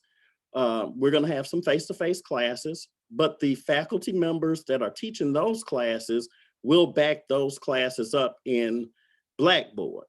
That's very important because we may have some students that need a class that can't come back to Arkansas or come to the university this semester because they're because they don't feel comfortable or whatever. We're going to be able to accommodate that student because they'll be able to take that class and take it through Blackboard. We're going to have some hybrid courses. And with hybrid courses, those courses will meet face-to-face periodically. The faculty member will let the students know the exact dates, and then they'll do some of their work in an online or blended format. And then we will have some just regular online classes that start off online and end online. I was very, very interested in hearing Dr. Talley's presentation on growing the pride. And I think that's something that we all have to be mindful of. I'm ready to get to over 3,000 students. And I think we can get there. And I think that working together, we'll be able to get there easier than just one unit sort of leading the charge. So and Dr. Talley and I, we have a great relationship and we help each other. And I appreciate that with his leadership. But one of the things that I was thinking about as he was going through his presentation is how can academic affairs make it easier to recruit? And it dawned on me that I need a conversation with my deans and chairs, and we need to talk about how we deliver instruction. Most faculty members want to teach in what I call the sacred hours between 10 and 2. They want all their classes between 10 and 2. I can come in, teach my classes. I'm gone before, 5. Well, we have to meet our students where we are. And in order to meet our students where we are, we may have to do things a little differently. So we may have to develop some programs that are weekend programs for people who work through the week. We may have to develop some programs that are evening programs, especially as we grow our graduate schools programs, so that, people can work and then they can come in the evening and take those classes and they're available. The second thing that we're going to have to do, and this is something that I'm going to put on the table to the faculty during our faculty seminar, is that we have to develop our second fully online program and get it approved through HLC. That's very important. We have one completely developed and approved online program, and that's a Master's of Science in Addiction Studies. The second one is very important because it's the second one that allows us to put more online without asking for permission. And so we're going to identify a program, and during this next academic year, we're going to push it through the process. And hopefully this time next year, we'll be telling you, we have this through, and now we have even more that we can offer our students through an online format. That's going to be very important for us reaching our goal of over 3,000 students. So we have a couple of academic affairs initiatives that we've been working extremely hard on. The first one is all of them are important, but this one is like at the top of the list, and that's our Higher Learning Commission 4-year review. As you know, the Higher Learning Commission is the entity that accredits the institution, and without that accreditation, we can't offer financial aid. Over 90% of our students receive some form of financial aid, and so this is very important. We completed our assurance argument or report last week. We submitted it, and it was locked by HLC on July 26, 2021. There's a team of 5 people of our colleagues, our peers across the country, that will take a look at each of the 5 criterion. They will write a report. They will have questions. We will engage in a back and forth process for the next 4 weeks. And we'll receive the results of that whole process on August the 23rd, 2021. So somewhere around there, the chancellor will probably send something out to Golden Lion Nation, and we have our fingers crossed, but we think it'll be a positive note that he sends out. Also, I get a lot of questions about our nursing program. So I wanted to update you on our nursing program. Our nursing program is currently participating in their national reaffirmation process with the Commission on Collegiate Nursing Education. In January 12th of 2021, our nursing program received continued full state approval from the Arkansas State Board of Nursing. So our nursing program is making progress, and we're fully accredited, and we're looking forward to training future nurses to help future nurses, especially minority nurses, to help the state of Arkansas. One of the programs that I am extremely proud of is our graduate program. In 2017, when I arrived at UAPB, we had 86 students studying to earn graduate degrees.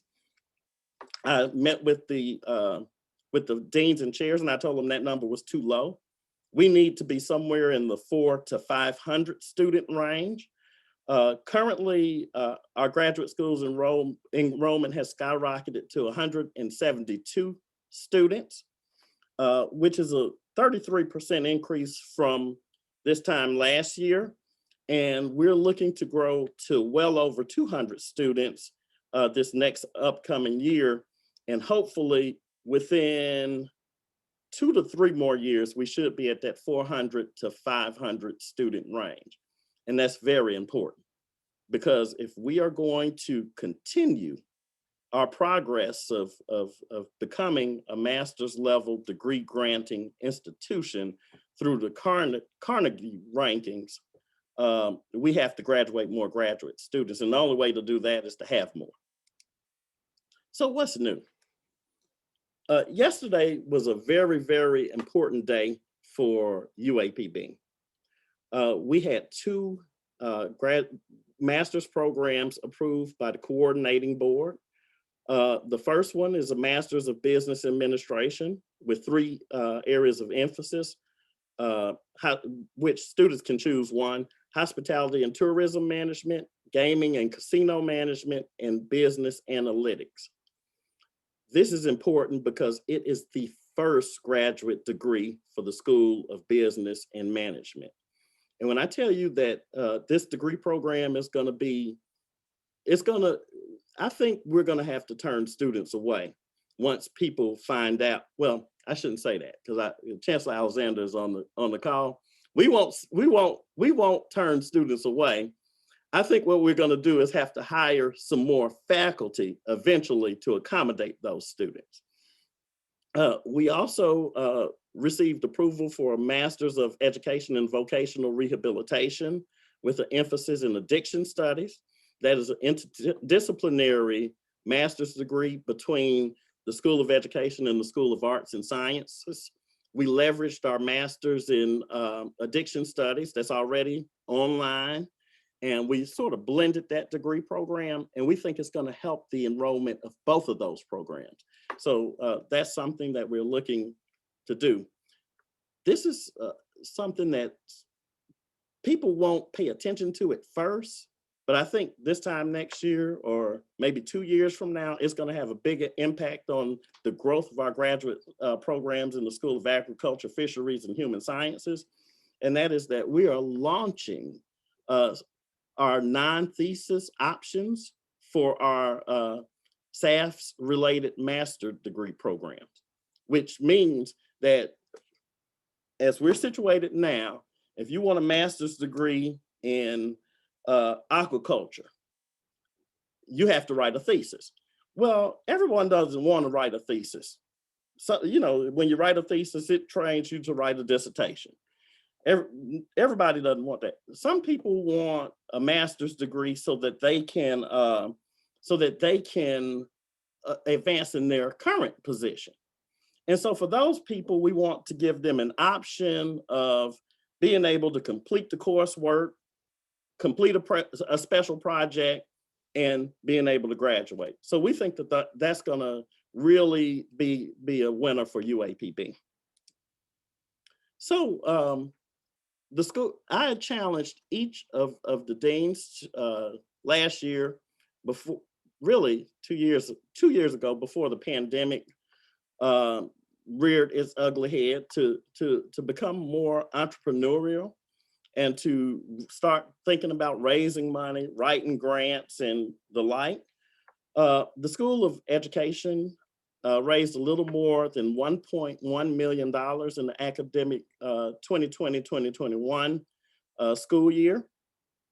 They engaged with a lot of different foundations: the Walton Family Foundation, Texas Tech University through the U.S. Prep program, Go Forward Pine Bluff, Simmons Bank, Wingate Foundation, and some Title III funding. They wrote a proposal to do a state-of-the-art demonstration laboratory, which was funded. And so we really like the trajectory that we're on in that particular unit. Of course, we're an 1890 land grant institution, and I certainly don't want to shortchange the wonderful work that's happening in the School of Agriculture, Fisheries, and Human Sciences. As most of you are familiar with Dr. Henry English, which he runs our small farms. In the last year or two, he's been able to garner $1,165,000 in funds from the United States Department of Agriculture. Right now, our faculty members are thinking about ways that they could build capacity. So we're in the capacity grant building phase, where they're writing proposals to see which ones will be submitted to the USDA. Our 4-H program has had a great run with the Healthy Habits program. They've been funded 4 years in a row. Dr. Jeanette Wheat, and I know a lot of you know Dr. Wheat, she's been promoted to full professor, which at the university, that is the highest honor that you can get. So we're very proud of Dr. Wheat. SAFS has received in the last year, I think year and a half, 2.8 million for scholarships to grow the number of students that matriculate through our different SAFS programs. Eligible students will receive up to $20,000 a year funded by that program. I think it's for the next 3 years or 4 years. I think there may have been an extension granted. Dr. Michael Eggleton, who is an aquaculture and fisheries faculty member, received a $3 million grant through the USDA Natural Resource Conservation Service. And finally, and this is exciting, and I know the Chancellor will talk a little bit more about this, we are about to utilize some of our facilities improvement funds to renovate the inside of Larison Hall. So we're going to bring Larison Hall back to life. So there is a lot of progress that we've made in academic affairs. I can tell you we're just scratching the surface. We can make a lot more progress. In fact, we're committed to do that. But what we hope is that this time next year, we'll have even more good results to share with you, even more programs that we're looking at bringing online. And at this point, I just want to say thank you, and I'll answer any questions that you may have. Stop. Okay.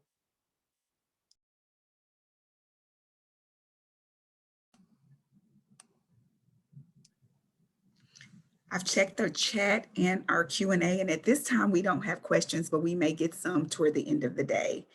A lot of people are saying thank you, and they appreciate your work and your team's work. Well, thank you, Ms. Thompson. I appreciate the sentiments from UAPB Golden Lion Nation. All right. Again, thank you so much for joining us this morning, Vice Chancellor Carr. That is some very exciting information about our upcoming master's programs and new programs that at some point will be introduced to the university. Moving forward on our agenda, we have our student panel from UAPB. And for our panel this morning, our facilitator will be Mr. Frank Dorsey II, Associate Dean of Students for Student Activities. And we are so excited to have Mr. Dorsey back at UAPB. Kamara Handley, who serves as our 92nd Miss University of Arkansas at Pine Bluff. Mr. Kevin Crumpton, our 7th Mr. University of Arkansas at Pine Bluff. Mr. Leon Jones III, who serves as our Student Government Association President. I will turn it over to you now, Mr. Dorsey. Can't hear him. We can't, I think you're on mute, Frank. I got it together. Can you hear me now? Awesome.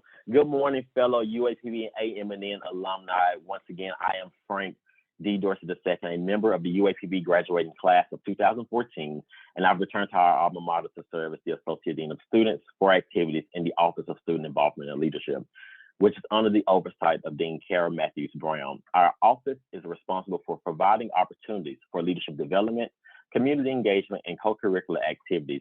We are a unit within the Division of Student Affairs under the leadership of Vice Chancellor Albert Bennett.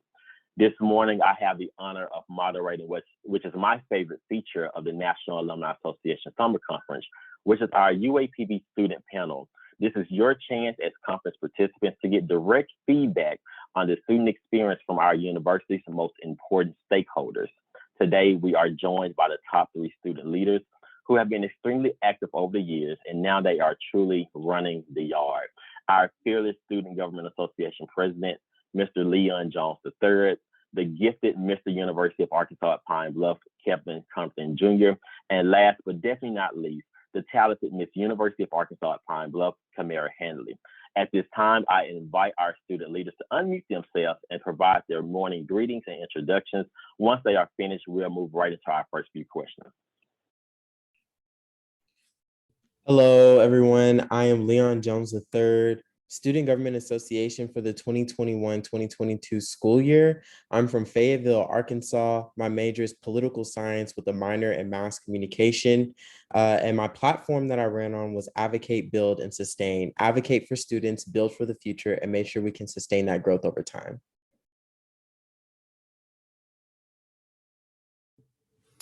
Good morning, Golden Lion family. I am Kevin Crumpton Jr., a senior at the University of Arkansas at Pine Bluff, majoring in chemistry with a pre-med focus. This upcoming school year, I will have the opportunity to serve as the 7th Mr. University of Arkansas at Pine Bluff. And during my campaign season, and currently now, I will stand on the platform of remembering the past, carrying the torch, illuminating the future.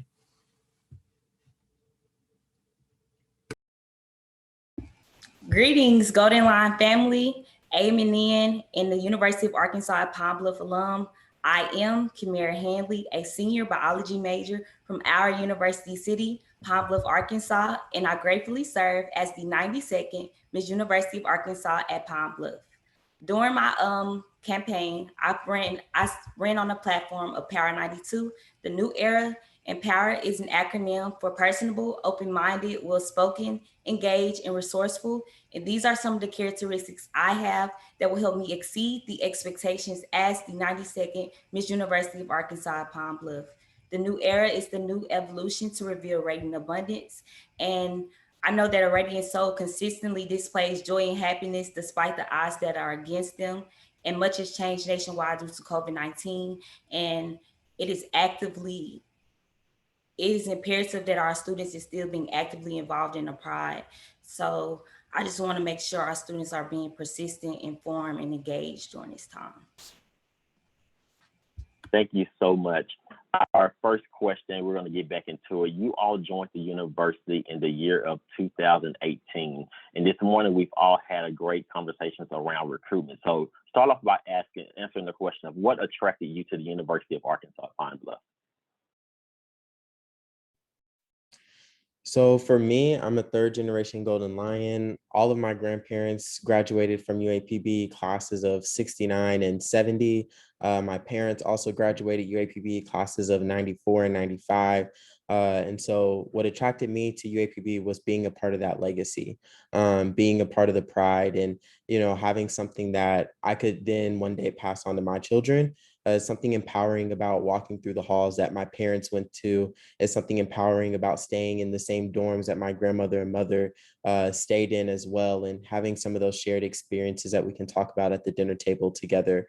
So definitely being a part of the legacy of the Golden Line and being able to be a part of something bigger than myself was a huge reason for me coming to the University of Arkansas at Pine Bluff. Thank you so much. So my story is a little bit different from Leon's. I am a 3rd generation college student at the University of Arkansas at Pine Bluff, but originally I had not planned on attending UAPB. I had planned to venture out. Since I'm from Pine Bluff, I had planned to move on to a different state to attend. I knew that I wanted to attend an HBCU, but at the time it was not UAPB. And so I say all of that to say that honestly, I believe when I was in high school, it was around the month of April and May, which I should have had already committed to a college, but I just honestly had not known. And so pretty much the alumni, different people from the university, AM&N, they were reaching out to me. And so the answer was pretty much set in stone that UAPB was the school that I needed to be at. The school really cared about me. The alumni really made the effort to reach out to me. And that was kind of what pushed me forward into attending UAPB.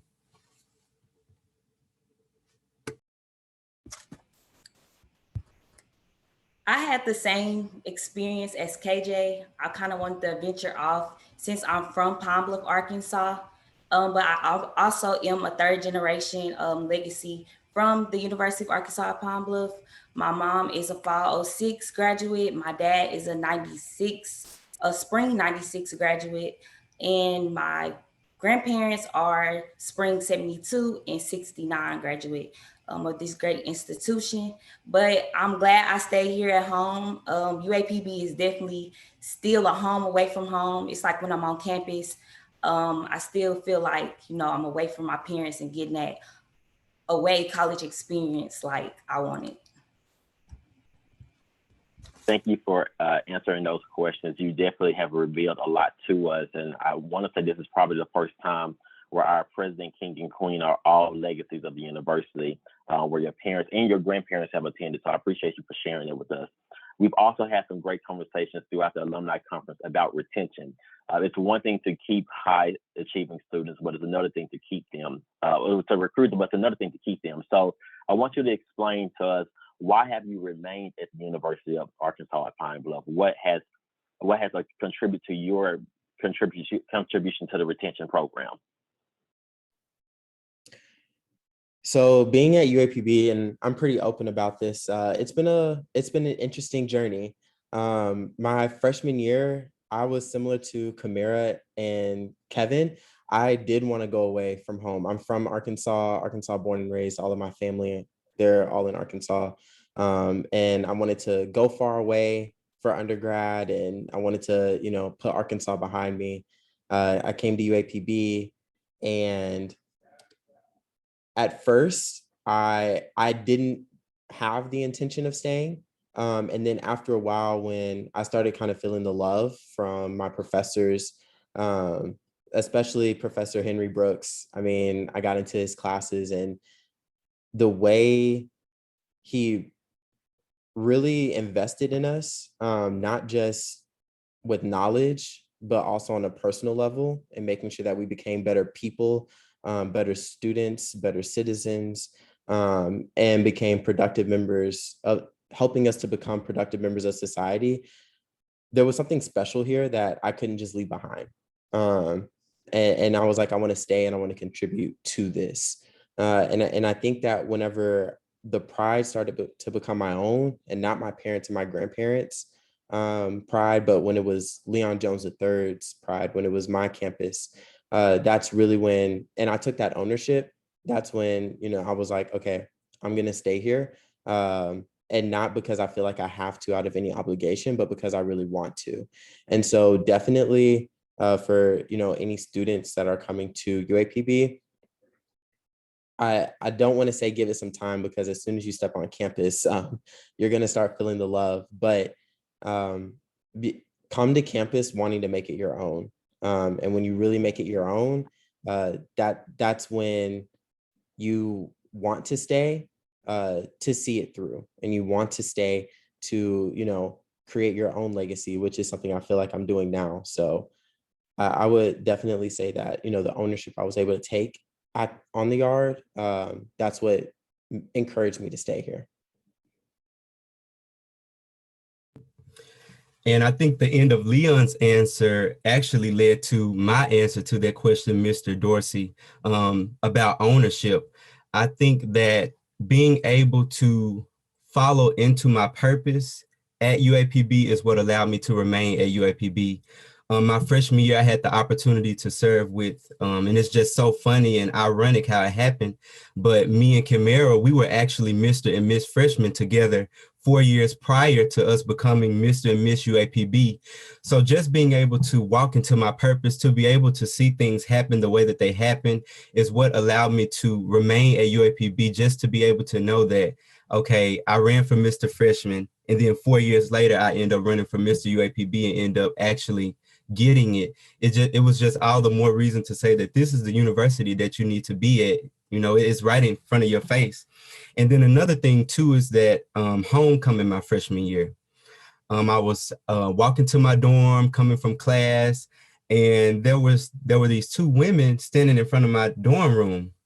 And I was wondering, like, what are these two women doing in front of my dorm room? Because I know the front desk don't normally allow women on the side of the male side during those particular hours that I saw them. And so they were just standing in front of my door with their UAPB t-shirts on. And I walked up to my door and they just handed me a $100 bill. And so just to see that love, just to see that camaraderie, just to see all of that from the AM&N and the UAPB alumni was really special to me. And just like Leon was saying, just the love, you're able to feel it when you step foot on campus. But when you meet different people, when you meet different alumni, it definitely makes your experience more personable, and it allows you to understand that this is the school that you should be at. So that's what's kept me at UAPB. Most definitely. I have the same thoughts as Kevin. My experience here at the university has kept me here most definitely. Just being actively involved in the Pride. It has helped me develop my leadership skills, networking opportunities, and learning more about myself. And being the leader that I am today, I have been able to set positive examples for students daily here at the university by being respectful, upholding the values of the university, and serving as a voice for all students. So my experience, might have several experience here at the university has kept me here most definitely. Thank you so much for those statements. It's in our philosophy of education that we understand that the first aim of a good college is not to teach books, but the meaning and purpose of life. Please share, what have you learned throughout your UAPB experience inside and outside of the classroom?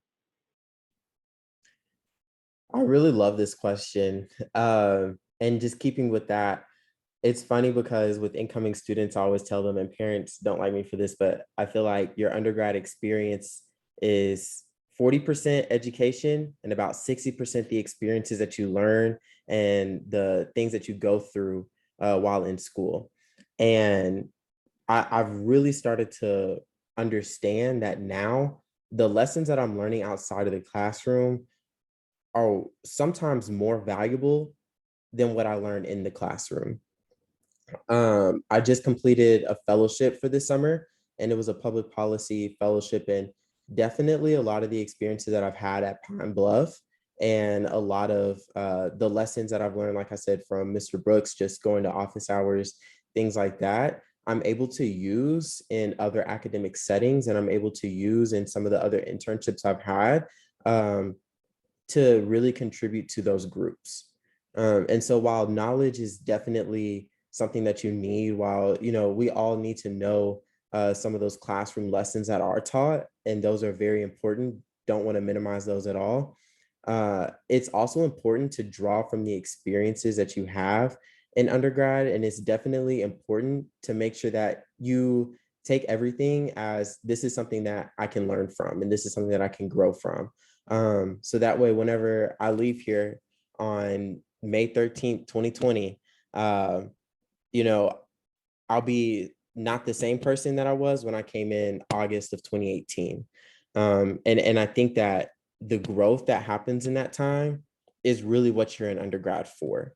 And these are 4 years that you're able to explore yourself, explore your community, and understand your purpose and your place on this planet. And I firmly believe that.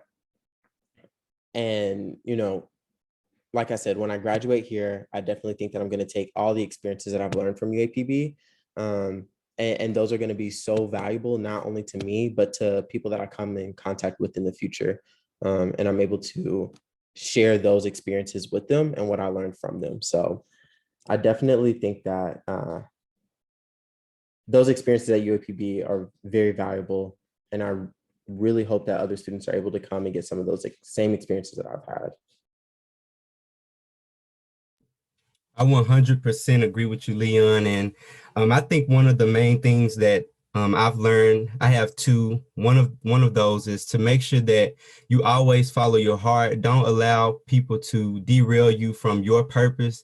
Because if I had have listened to every person that came to me with different type of pointers, different information, different type of tips to do things a certain way that they would, then I wouldn't have done it, and I wouldn't have made it as personable to me as it would have been. So definitely follow UAPB my experience at UAPB has taught me to follow my heart and to trust my instincts and to trust myself.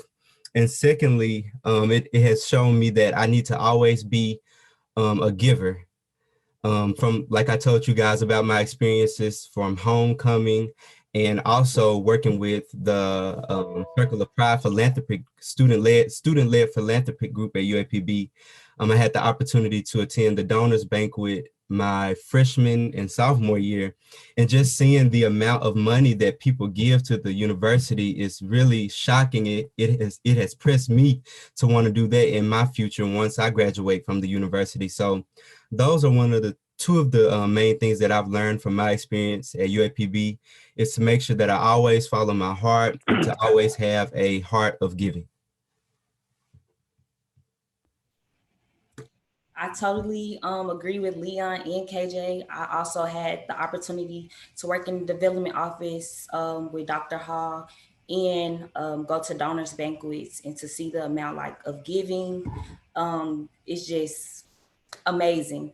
I also learned to take pride in everything that I do, and just be proud, because my instructors, administrators, faculty and staff, and even my advisors has instilled in me just to take pride in everything, because they see the abilities, not only myself, but other students as well, the abilities and qualities that we have to exceed after college. So taking pride and giving will definitely be the two things that my experience has taught me thus far. Thank you so much for those responses. Our next two questions deal with the alumni. One is, why does alumni support matter to you as a current undergraduate at the University of Arkansas at Pine Bluff?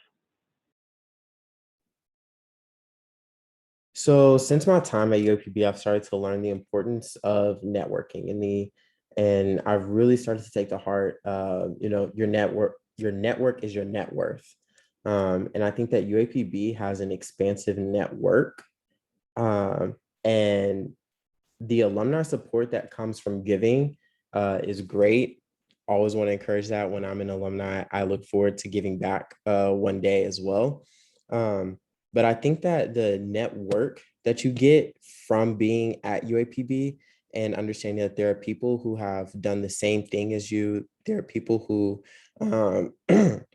want to see you succeed, and that support that you get is really encouraging. And it's something that makes you want to keep going, because undergrad can get tough at times. Don't get me wrong, undergrad can get really tough at times. And so having that support from alumni just to keep pushing you forward is absolutely amazing. So if I had to say one thing about alumni support as a current student, it's the encouragement.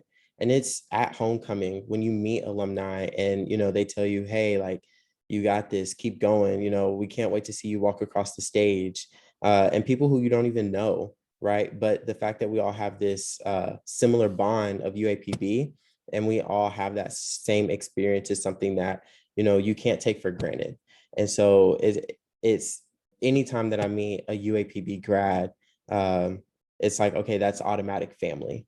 So definitely that support that you get, the encouragement is important as a current student, as someone who, sometimes it's hard to hear from mom and dad and grandparents, that advice sometimes that they have. And so hearing it from another ear sometimes hits differently. So I really do appreciate the encouragement from alumni.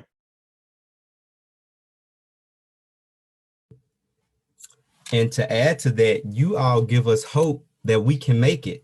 To see that the alumni have actually walked through the same halls, have had I don't know about the same teachers, and that's not into any offense of anybody's age, but just to know that you all have walked through the same buildings that we have walked through, and have shared some of the same experiences that we have, it just pushes us forward to know that, hey, if so-and-so can become a doctor, then I can as well. If this person has become a lawyer, then I can as well. And if this person has given this amount of money, then I can as well. And so I think that's one of the most beautiful things that alumni have towards us students is current students is that you all really give us hope and allow us to have the understanding that we actually can make it in life.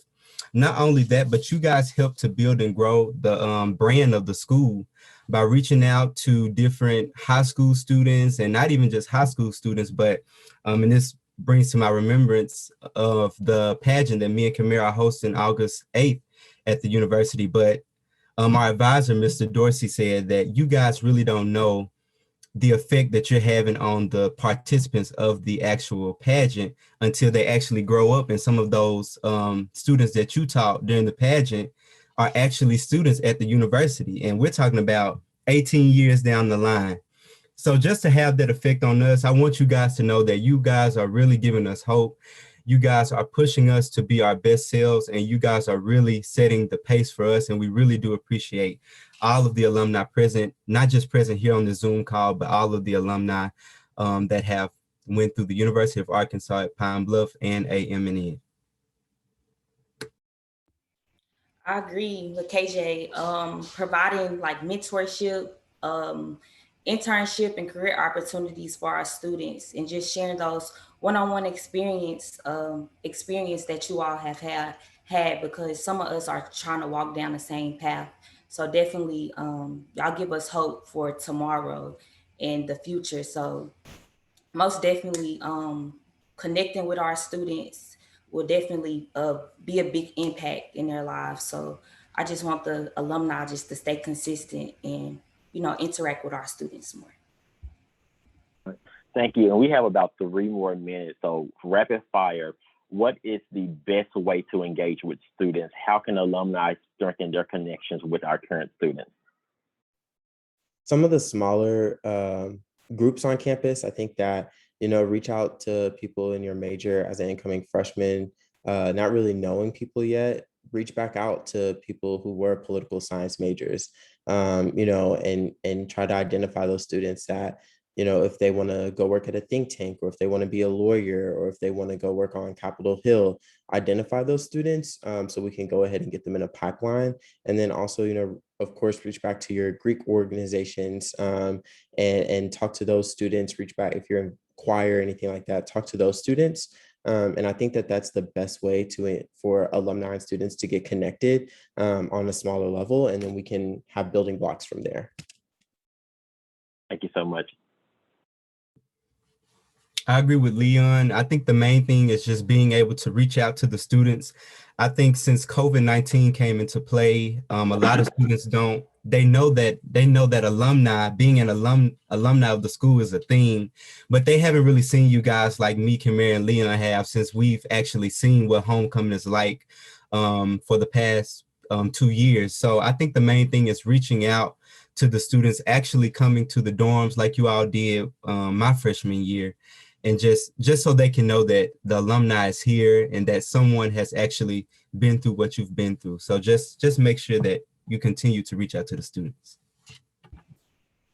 Yeah, since there's no in-person things, well, a lot has changed within these last years.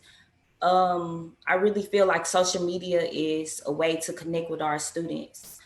Just staying connected, making those one-on-one relationships, and being consistent. So yeah. Thank you so much. We are at that 10:34 mark, so we definitely would like to give the Alumni Association back their time. You all can follow what's going on with these student leaders in the Office of Student Involvement and Leadership this year on social media by connecting with us on Twitter and Instagram at UAPB Get Involved. Once again, it's at UAPB Get Involved. Thank you so much for inviting us this morning. And thank you so much, Mr. Dorsey and students, for coming. I think I share the sentiment with all alumni present that we feel that the university is in good hands, looking at you all and how eloquently you speak and can answer questions at the drop of a dime and represent the student body. So kudos to you and congratulations on all the endeavors that you have. And we hope that you have an excellent 2021-2022 academic school year. Okay. Well, now it is time to hear the state of the university from our very own Chancellor, Dr. Lawrence B. Alexander. Chancellor Alexander.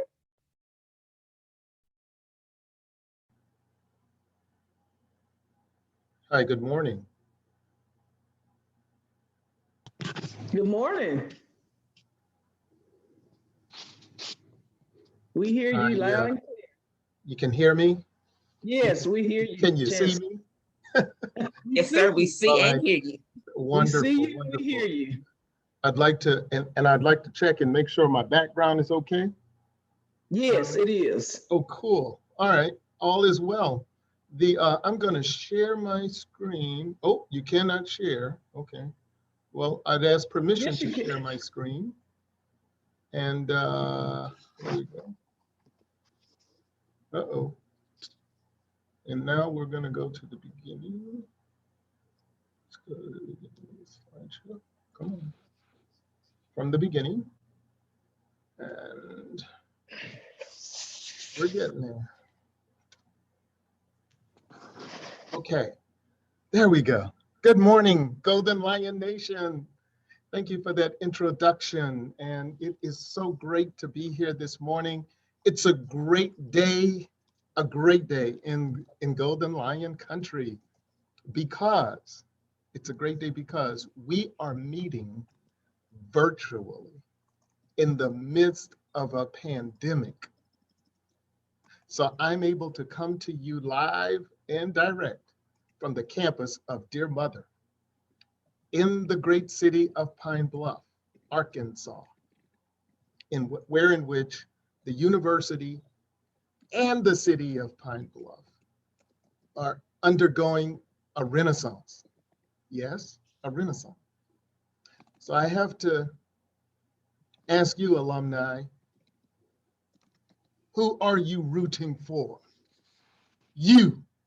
UAPB, I'll cheer myself. Who are you rooting for? UAPB, who are you rooting for? UAPB, who are you rooting for? UAPB, yeah. All right, give yourself a hand and a round of applause. Yes, yes, yes. I know we are virtual, but hey, some things just carry over sometimes. I thank you for this opportunity to address you and to give a state of the university.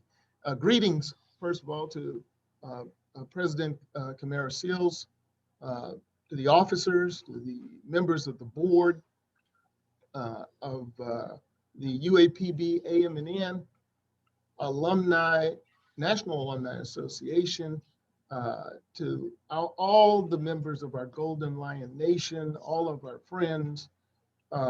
Congratulations, I want to say to Mr. Michael Mason and the members of this great planning committee who have put on and organized a great conference this week. I was able to be connected with you on the last couple of days. I wasn't showing my face because I was multitasking, but I was plugged in, and it was enjoyable. I mean, I enjoyed every minute of it. I learned a lot of things on that thing too. It was fantastic. So kudos to you, to the administration of this association, and to everybody who had a hand in this virtual meeting. It's not easy doing virtual, let me tell you. I know it's not easy planning. It takes more planning. So great job. What is the state? What is the state of the University of Arkansas at Pine Bluff? You know what the state of the University of Arkansas at Pine Bluff is. Yes, it is strong. It is strong. And not only is it strong, but we are stronger. We are strongest together. I didn't say stronger. I almost said stronger. I said strongest together, because we and the university alumni are together. We on one team. AD, the AD said it. We are one team, one roar. One team, one roar. We're all on the same team. I'm going to give, as usual, a look at the university from the 30,000 feet. You know, this is, when you get me on the program, you get a 30,000 foot view.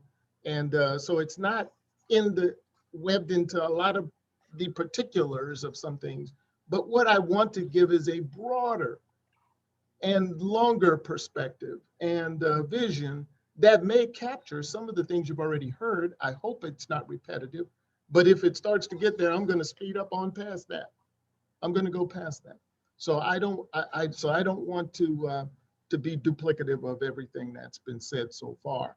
I want to tell you though, in my presentation and my approach, that the buzzwords are indeed success, and success through excellence. And how do we achieve success through excellence? Here are a couple more buzzwords you've already heard a little bit of this morning. Entrepreneurship and innovation.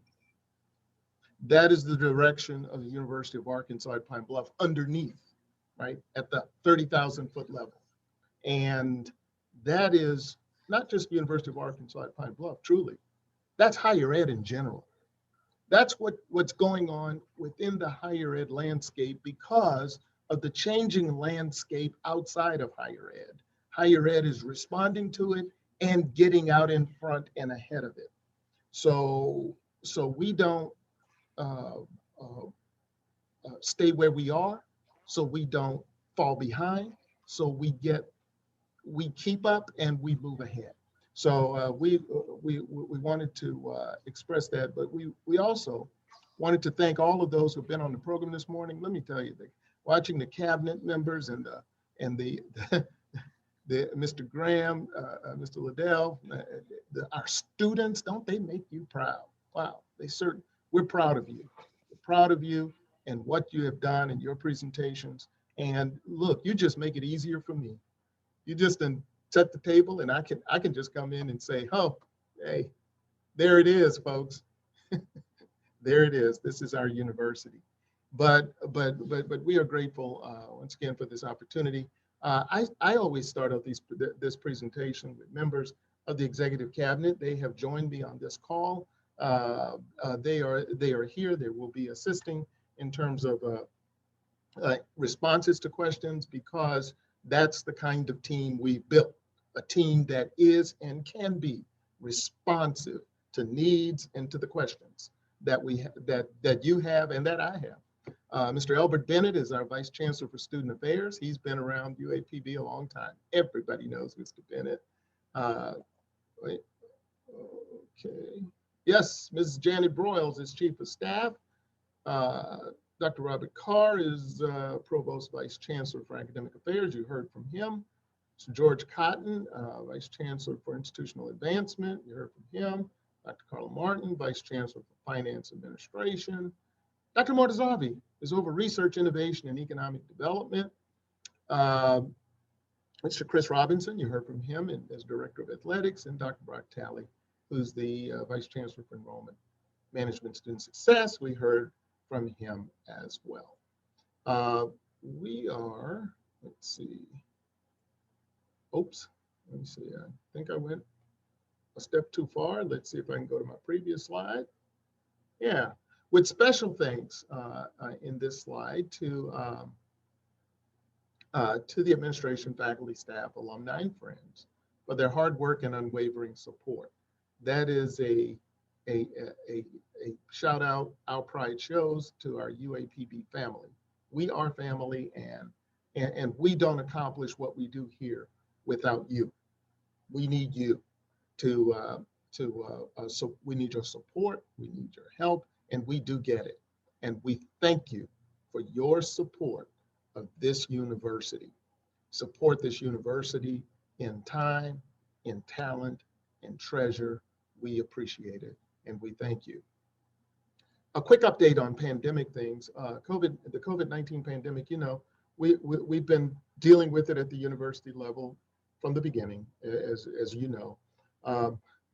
It seems like we don't get a day's rest, but hey, that's the nature of the beast. We have here, though, a combination of, Dr. Carr mentioned, in-person, online classes, events, and activities are planned. This spring, we celebrated our commencement. I thought that was a great event, Simmons Bank Field. Pursuant to our Board of Trustees resolution back earlier this year, there are plans that are in progress to return to in-person classes and activities and events for the fall 2021. But we are monitoring the situation on a moment by moment, day by day, week by week basis. We are seeing the same thing you're seeing, which is troubling, to say the least, in terms of the direction of COVID cases, of COVID hospitalizations, of COVID deaths. It is quite troubling.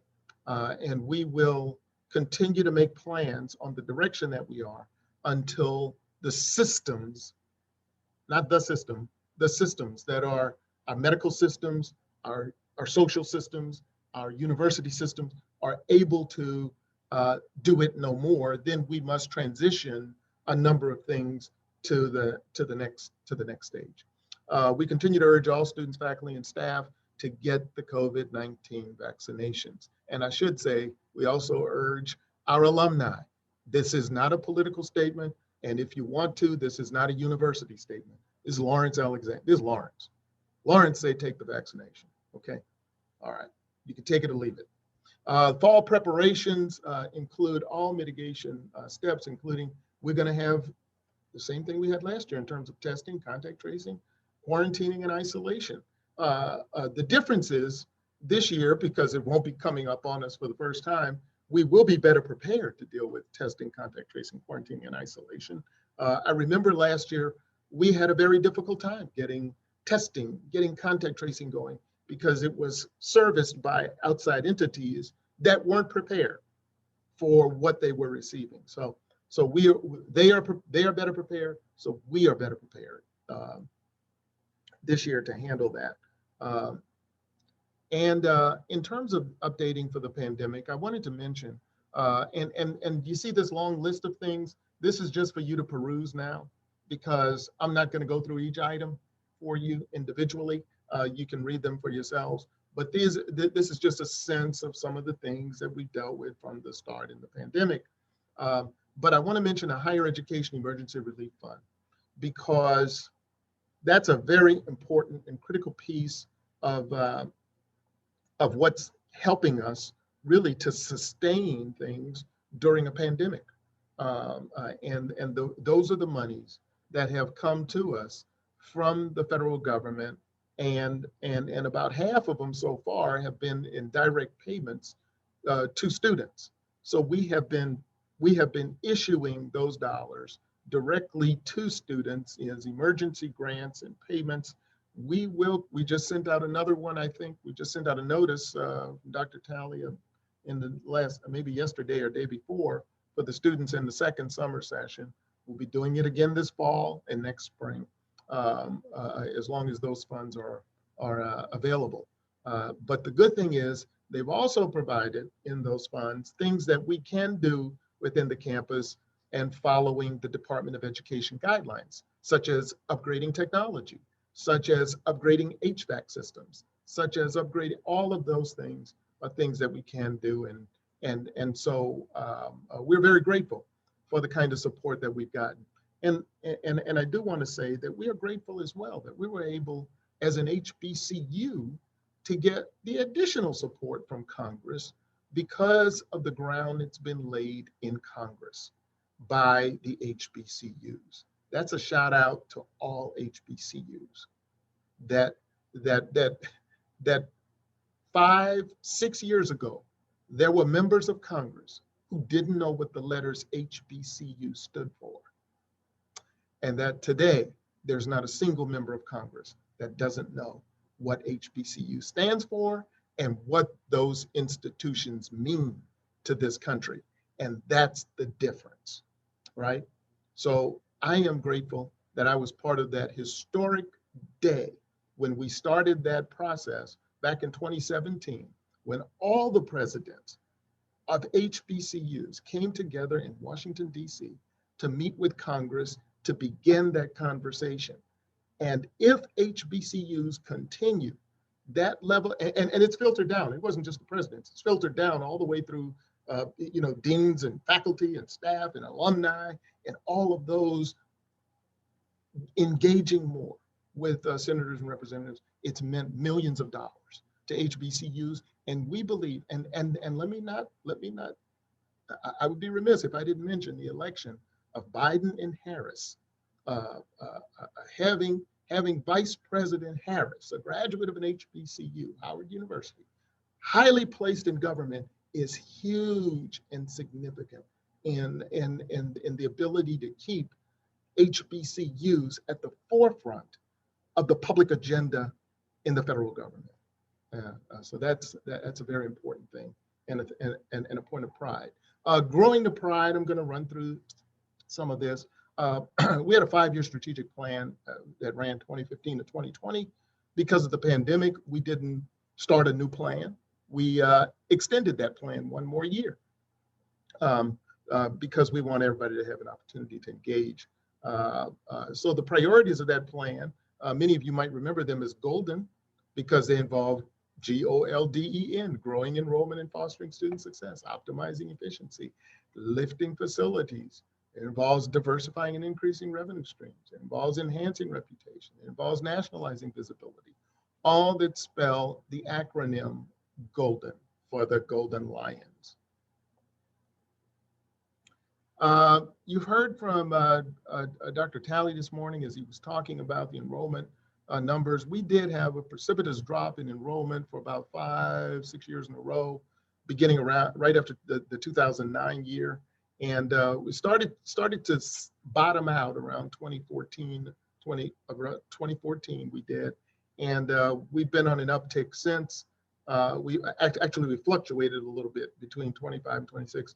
The great thing is we haven't had that downfall again.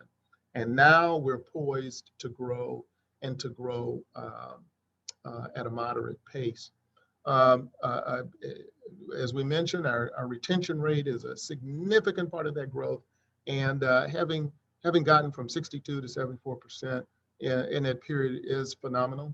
74% is above the national average for retention of first year students in college. So I'm very proud of those numbers. And you can see for yourself what the difference meant in terms of graduation rates. Look at the 4-year rate, which is all it was at 6.5%, went up to 26. It looks like it almost quadrupled. The 5-year rate increased significantly from 21 to 35.5. And the 6-year rate has gone from 26.5 to above 40%, above 40%. 40% is not, it's not where we want to be. It's not where we want to end up. But guess what? It's on the way to where we want to be. And it's an important and significant measure of success for this university to date. And just a preview of what we are capable of doing when we all are on one team working together. So we appreciate that.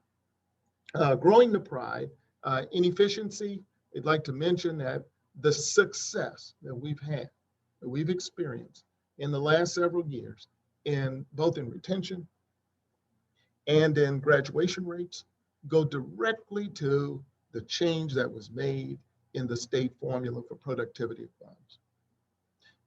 And you can see here, this is because we have done well in that process. Not every college in Arkansas has done well in this process.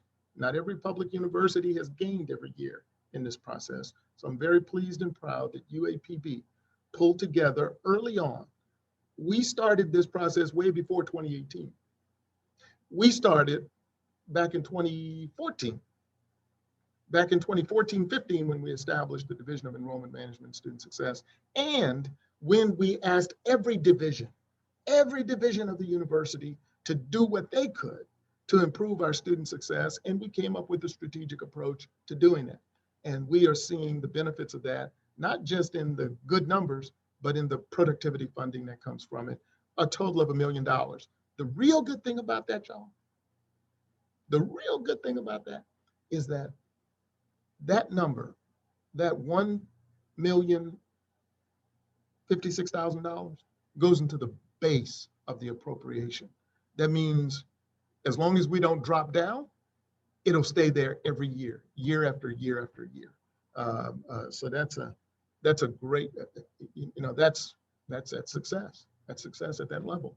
The other thing I want to mention in terms of efficiency is the energy savings contract that we signed. We signed a performance contract back in around 2016, 2017, and it's begun to pay dividends in terms of savings of money, actually. And when I talk about entrepreneurship and innovation, these are the things I'm talking about. Become entrepreneurial. Find ways to find money, find ways to save money, find ways to get money, because what we face here, more than anything else, is a lack of resources. It's a lack. So we don't cry about our lack. We go out and work like the Dickens. And thanks to our team, we've been able to get $892,000 in savings in 2019 and $787,000 in 2020 for a total 2-year total of $1.6 million. We expect that will continue into the future in terms of savings. Also, in optimizing efficiency, here's a list of sample improvements. I don't want to go through all of them in detail. Golden Gateway is a way to enable student self-service. DocuSign, online shopping cart, quick Q-Track.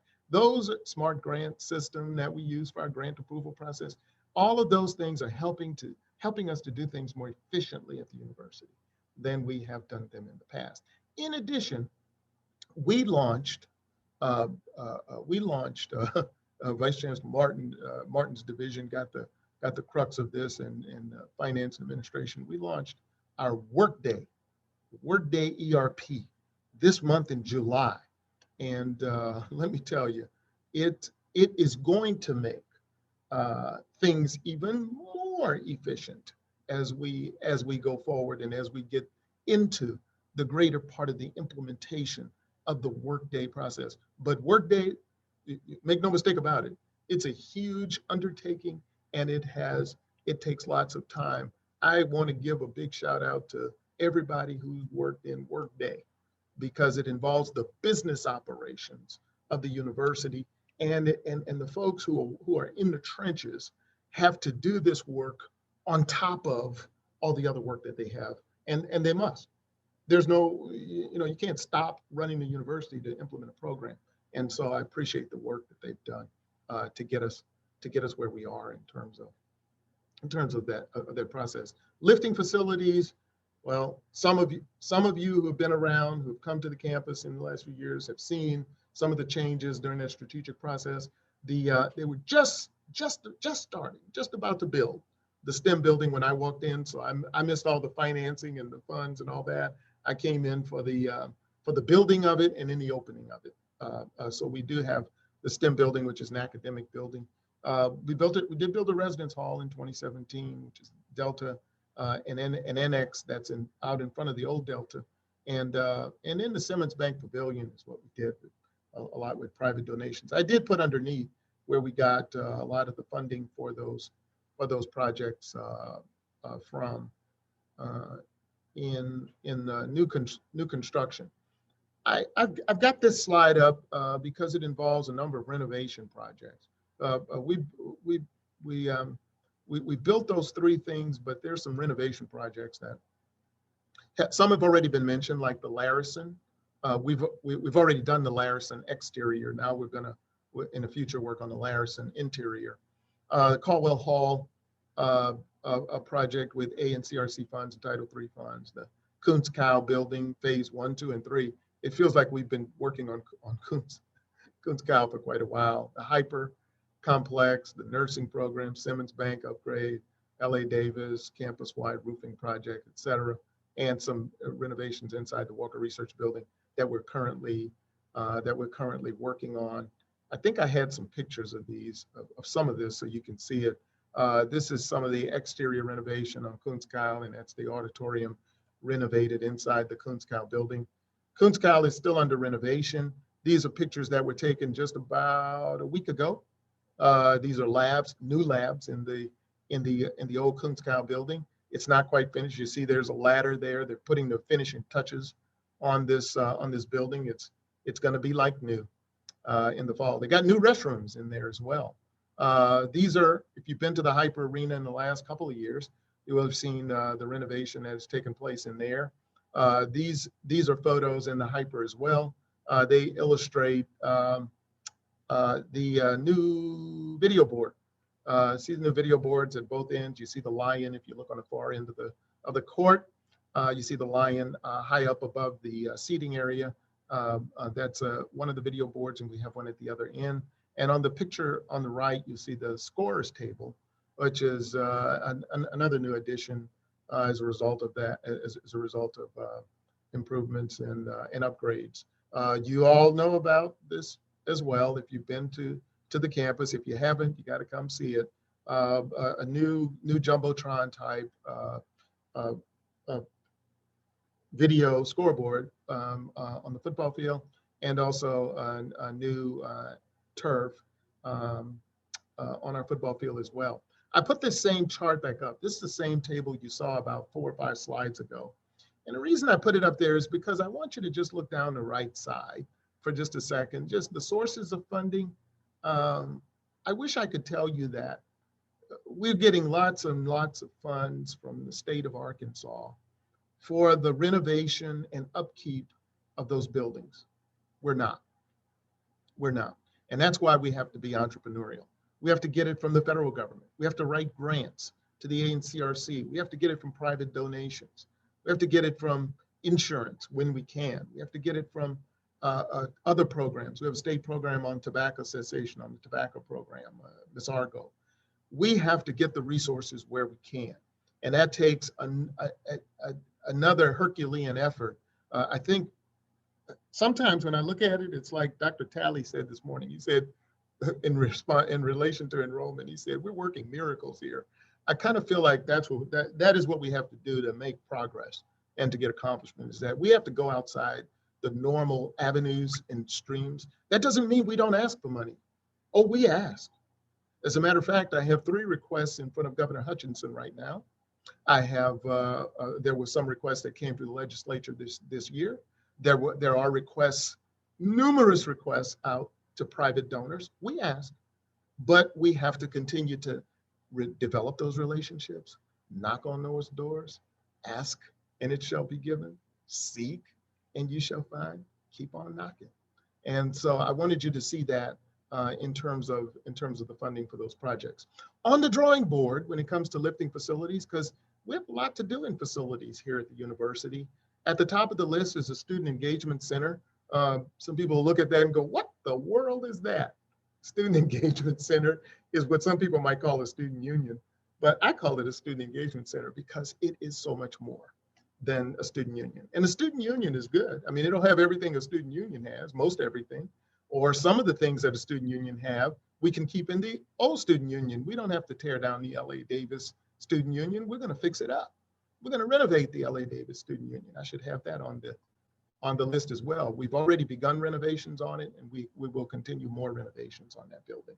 But the Student Engagement Center is so much more than a student union. It's going to be part student union, part recreation center, part 1,000-seat auditorium, with the grand ballroom and all the trimmings of what a normal student union would have. So we're very excited about that project. It's going to be a major, major game changer on our campus. We've been having meetings with our architect on it, and I really can't wait to share it publicly when they have something drawn up to share, because it's exciting.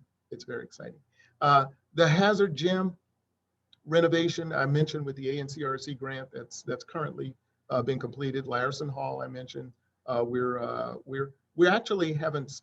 The architects have started the drawing on that, but we do have the interior, and Dr. Carr mentioned that a little bit earlier. Track and soccer facility. Well now, that's what they call the next big thing here at UAPB. We're very excited to push this track and soccer facility. The Board of Trustees, I hope Dr. Broughton is on the call. The chairman of the Board of Trustees is in favor of moving forward expeditiously on this project. So we've been putting together a package of private donations, Title III funding, and reserves. However, I represented to the board, and I'm representing to the board. We're taking the proposal to the board, I believe at the September meeting. The materials go in mid-August for the September meeting. Alumni.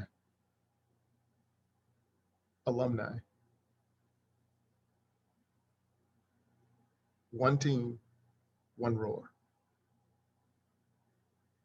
I represented, and I hope Dr. Broughton close your ears. I've represented in preliminary statements that through alumni and community giving, we're going to have $500,000. Alumni and friends. We're at about 340,000.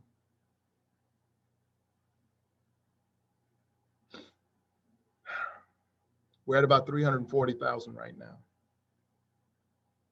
We can make that 500. That's why I went out there and said that, because I know what this alumni can do. How do I know that? Because I've been here a while. I like to say I've been around a long time and I paid my dues.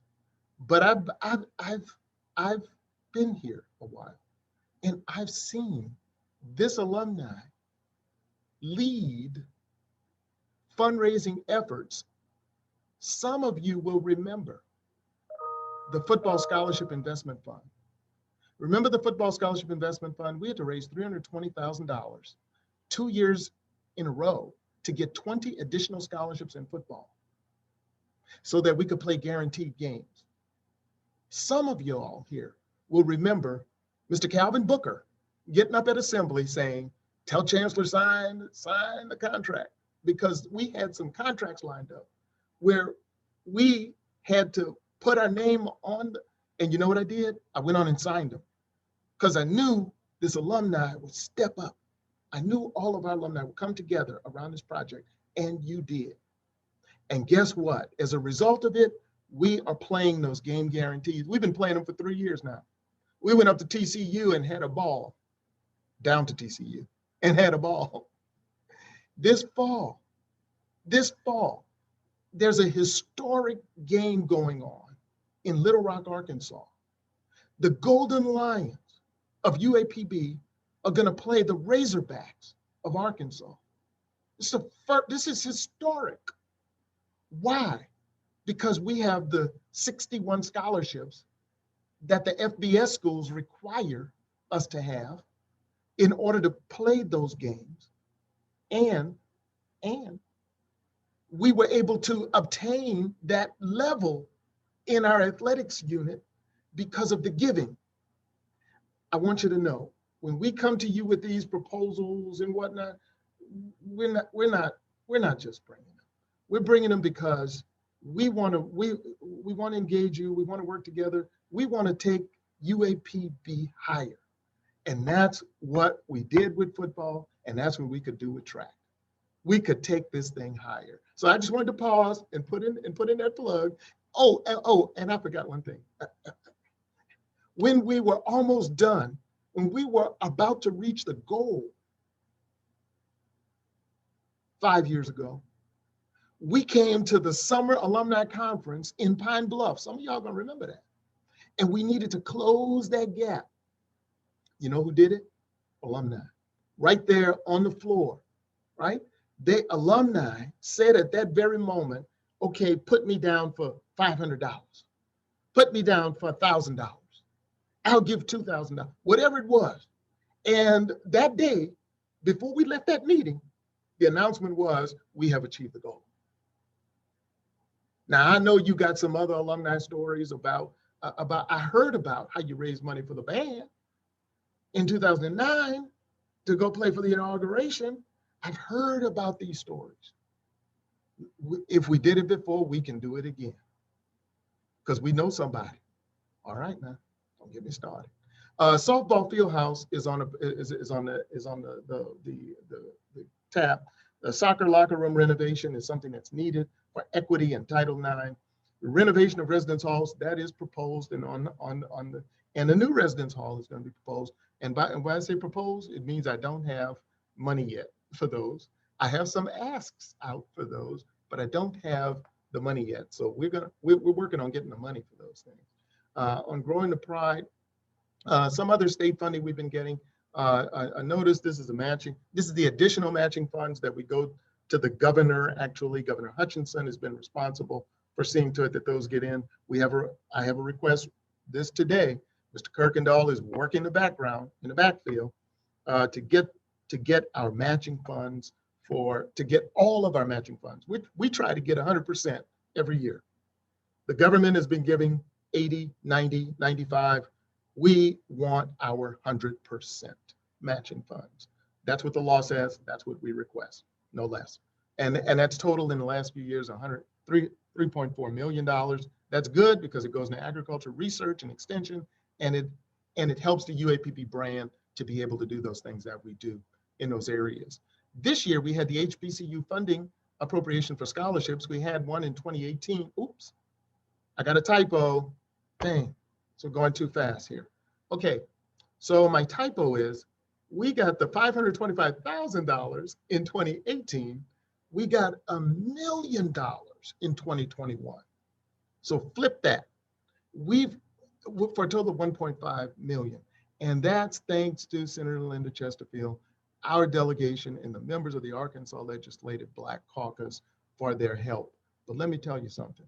In order to pull it across the field, down the finish line, we needed some more help. And we know where to go when we need help. When we need help on things in the legislature, there are some people that we can call on, right? And we appreciate the help of the alumni because we called on alumni, we called on several alumni, and we asked them to contact the governor, call him up, send him a note, ask him to support that bill for $4 million, which gave every HBCU in our state $1 million apiece. And then on the day when that was being presented in the legislature, we asked, once again, we put out the call. We asked alumni to come, and alumni, thank you from our Jefferson, and from Pulaski County chapter. Thank you for coming. You see they're pictured here with some legislators, and I see Mr. Kirkendall there, who's working day in and day out in the legislature. We appreciate the work of alumni. We greatly appreciate you for showing up and showing out. I see you with your black and gold on in that picture, Golden Lions roaring down at the legislature. Moreover, this is just one of the areas that we found that we can tap, and it takes some work, takes some politicking, but we've been able to tap this. And thank you, Dr. Carla Martin. Her division is responsible for putting this together. I just get to go and present on that day, but we've been able to obtain money for the renovations that you've seen at Caldwell Hall, at the LA Davis Student Union, and 2.1 million this year for the first phase one of the Hazard Gymnasium. So it's going to be the exterior roof and those things that are going to be in that area. And there's a look of the current Caldwell Hall. Thought we had a couple of pictures showing. We might have, yeah, we got some interior transition in Caldwell Hall where renovations were made, with ceilings, walls, floors, actually infrastructure, restrooms. It's a much nicer. It's an older building, but it's a nice looking building now on our campus. Okay, and the before and after. And here's the before and after on the LA Davis. If you haven't been out to campus to see it, we removed the stucco and whatnot on the outside and restored it to its original modern look of the glass facade. For those of you, anybody on the call who was here in 1951 to whenever they changed it, you might remember this look. I know I saw Ms. Bunya Baxter on the call yesterday. Bless her heart, she She gave her expressions, and I think of alumni like her when I think back to, because they remember when this was built. They were around, and we hope we make them proud as well. And the Hazard Gymnasium, everybody knows what the Hazard looks like, but we're gonna give the Hazard a really nice facelift. Not just on the exterior. Exterior is phase 1. We got to go find the money for phase 2 and phase 3 and possibly phase 4. But we're not stopping there. Revenue streams. Mr. Cotton gave a presentation this morning about giving and alumni giving from 2015 to present, total of 4.9 million. Thank you, alumni. Alumni giving average annually 817,000, and a percentage of alumni giving. And this is one of the things that we like to focus on a lot, because those of you who are giving, we want you to know we appreciate you giving. Those who are not giving, we want you to know we want to reach out to you, because that makes a difference especially in HBCUs, where there is giving. Those HBCUs that are giving at the 50% level and above, it's a huge difference, and it makes a difference when you're going out. Somebody said this yesterday as well, when you're from the Alumni Association, when you're going out and asking donors to give to you, the first thing they ask us too, what is your alumni giving level? And we want to be able to say it's a high level of participation, right? So at that point, it's not about the amount. It's not about whether you gave a big check or not. It's that how many gave is equally important. So the largest donation came from Simmons at 2.5. Number of major gifts in that period, 35. We've had 35 gifts at six-figure level of 100,000 or more, for an average of 300,000 per gift. I want to mention some partnerships that we've had. We've mentioned partnerships and programs, actually. Agriculture, we've already talked about some of these programs, but the Hospitality and Tourism Management program came on a couple of years ago. We're excited about where we can take that. The MBA, the Masters in Vocational Rehab, Poultry Science, those are all great programs, and partnerships that we've added include the Juris Doctor partnership with UALR. I look forward to getting more of our students into that program, where they give tuition scholarships for HBCU graduates. So we really want to take advantage of that. The partnership with CARC is a good one that helps us to increase our enrollment, while students who may not meet the criteria for entering UAPB, we can still count them as students. We can house them, and et cetera. Concurrent enrollment program. We, in the last few years, have signed concurrent agreements with a number of schools in the area, and we look forward to. We've got to work that. We've got to work that so that increases over time. The ERDC is going to be a major force now that we've hired Dr. Taylor down at the ERDC. We've gotten about 3 grants so far. We got a grant that enabled us to basically hire her and get the operations money from the Delta Regional Authority. We also are getting a grant from the SBA, from the Small Business Association, which is through UALR, because they do the network for the state with the universities. We are looking for that to be, the opportunities are great, are magnificent. I've been looking forward to the day when we can get that up and going, and we can go to the EDA within the Department of Commerce. We can go to all of those people, and we can pull down the resources from Little Rock, from Washington, and beyond, to help the people of Pine Bluff, to help businesses in Pine Bluff, to help that growth. So that's exciting. The partnerships that we have as a result of that. Let's see, this is about visibility. Our visibility is helping our visibility. We can, let's see, this helps our visibility. Where are we? Best value schools in Arkansas. We are still number 2 on the list. We're going to be number 1 someday. Yeah, keep that up. Keep that in mind. We're moving on up. Highlights of the year in 2021, you've heard some of them already. Enrollment growth, first year retention rate, overall single year retention rate, 81%. That's overall for the university, freshman, sophomore, junior, senior. 6-year graduation rate hit about 40%. $3 million in our CS research grant, along with other grants that we got in that year.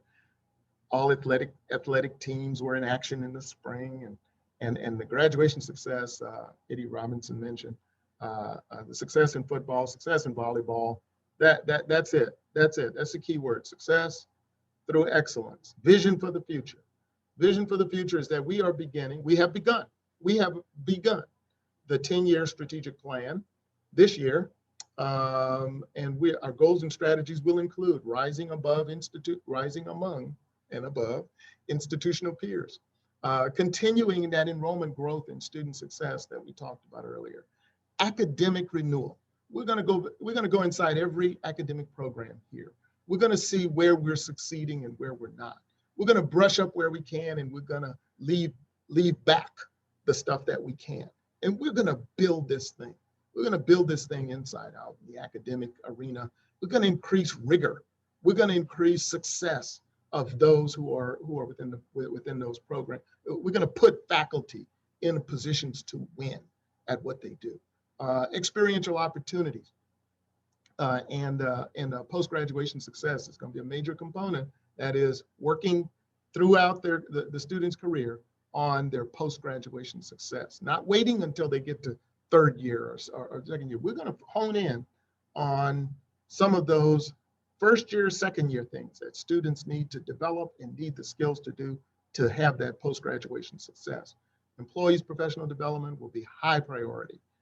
Additional construction and renovation of facilities because we're not nearly done. And expanding our collaborations with Go Forward Pine Bluff and local leaders on city improvements, on UAPB's involvement with city improvements. Uh-oh. I thought I had another, I guess I didn't. See the pride, feel the pride, be the pride. Now let's continue to grow the pride together as the proud lions keep on roaring. Yeah, one team, one roar. Ain't no stopping us now. Okay, thank you. Questions?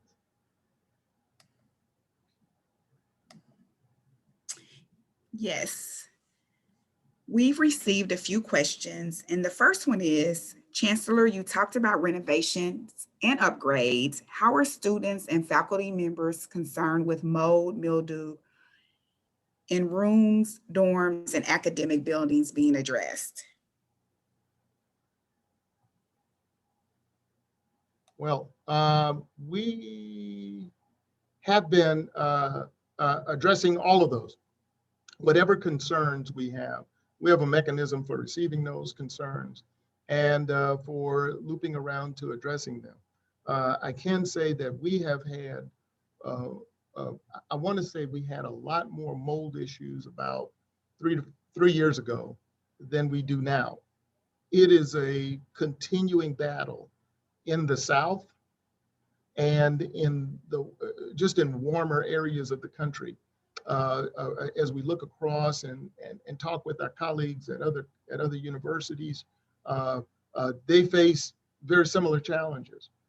It's not something that we want, that we leave undone, but it's something that we've been addressing within whatever restrictions we have on our resources to address.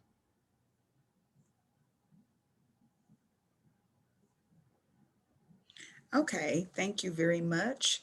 Another one, and I know that you covered your goals and work for the facilities, but it did come up.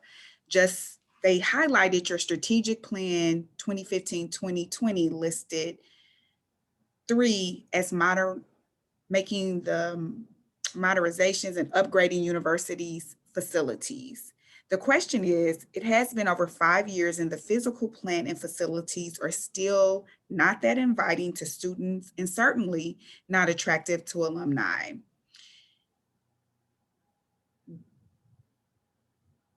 Why don't you have standards and accountability for buildings and grounds?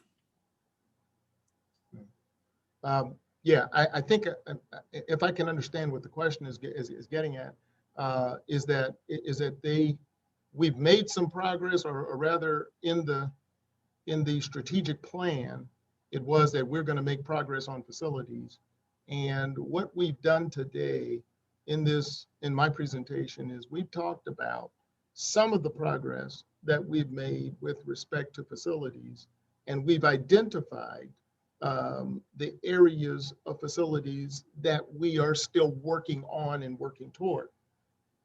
We want to make abundantly clear to everybody listening, this is a heavy lift. This is a heavy lift. This is how we found it in 2013. We did, the university didn't, after 2013, go down a hole. We started working on things and the university has gotten better in terms of facilities.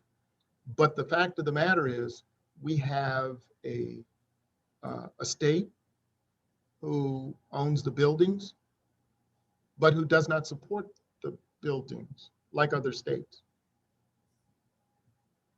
We do not have a capital outlay budget for buildings like many of our institutions in other states. And I get this question oftentimes from people who have gone and they visited, or they've gone out online and they've seen another university, and especially in another state. And they say, gee, why can't our facilities look like their facilities? One person asked me specifically, they showed me pictures of North Carolina A&T, right? Number one public HBCU, North Carolina A&T. They showed me pictures and said, why can't you make our facilities look like their facilities? Well, the reason is North Carolina as a state has a history of supporting financially their buildings and facilities at those institutions.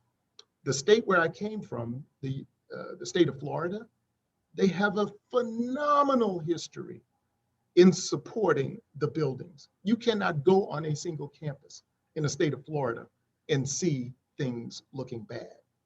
They look great. I don't care what the campus is. Community college, university, four-year college, whatever. So if you're telling me that you are not, you're disappointed in where things are with the buildings, think of where I'm standing as the leader of the institution who came from a state and a system that took great care of their facilities, right? Our mission, though, is not to get outdone about it, but to continue to work in a progressive manner, in an entrepreneurial manner, work indefatigably toward getting this campus up and better and better and better. It's not where it needs to be, but it's better than it used to be. Thank you so much for that. We do have one more question for you in our chat. The question is, what is being done to avoid students having to go to the hotel with so many problems in the community? Do we have enough space for students with the increase of enrollment? I think that question is relating to last year when we decided to house some students in hotels last fall. Last fall is the only time that I think historically they might have done it some years ago. We decided to go back to that last fall to enable students who might have trouble finding residence. And it enabled us to distance students on our campus where they were living in close proximity to other students and where there were communal restrooms. We were doing the same thing we're doing this year. We're watching and monitoring. We're not only monitoring the news channels, but we're monitoring what our systems and what our partners are doing in the HBCU circuit.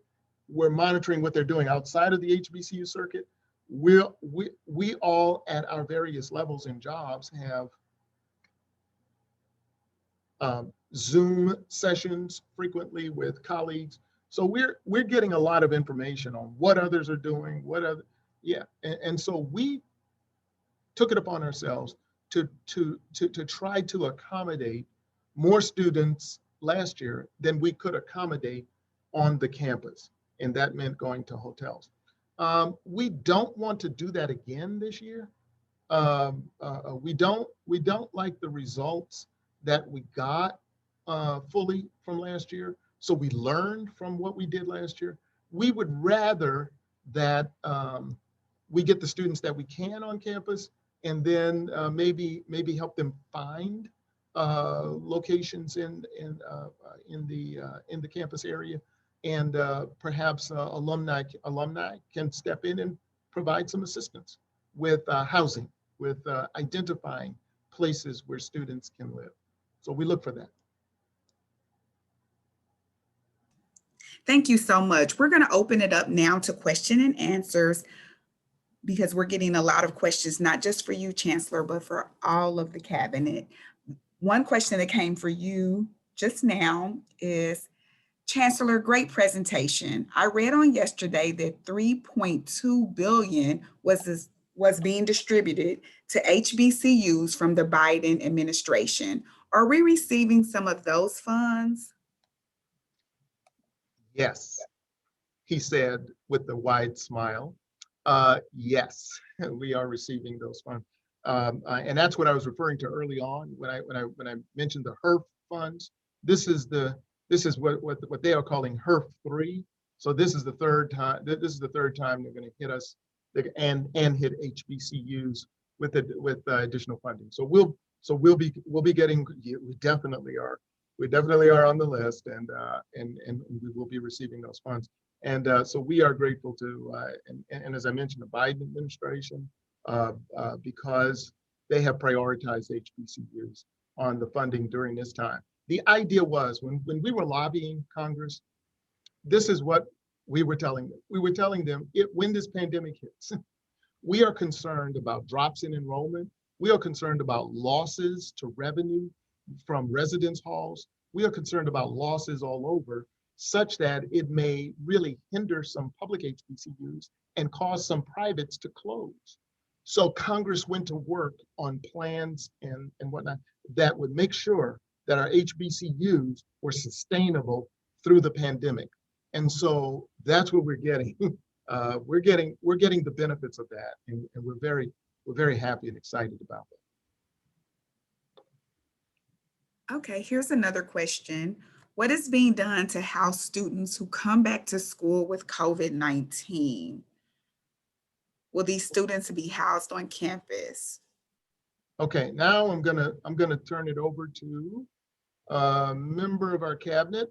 I could give an answer, but I've got people who could give a more complete answer. I think we have Albert Bennett, the Vice Chancellor for Student Affairs, on.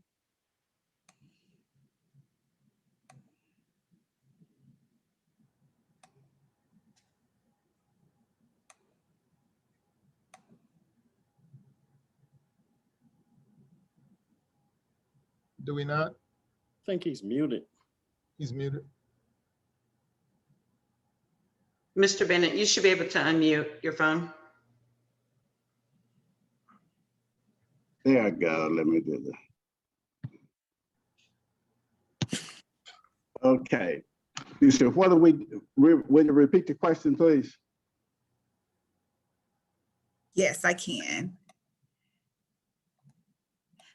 Basically, the question was, what are we doing for students that come back with COVID? Will these students be housed on campus? Well, we're hoping that that students that test positive or have COVID quarantine or isolate at home. If they have COVID, we have limited space on campus this year for isolation and quarantine. Last year, we had as many spaces as we might need because there was no vaccine for COVID. So we felt like it was our responsibility to do everything to make sure that we provide a safe haven for not only the students, but we didn't feel like we need to send them back home to their parents with COVID. And so we didn't spare any expenses in making spaces available. But we do not have the number of spaces available this year for a lot of students with COVID.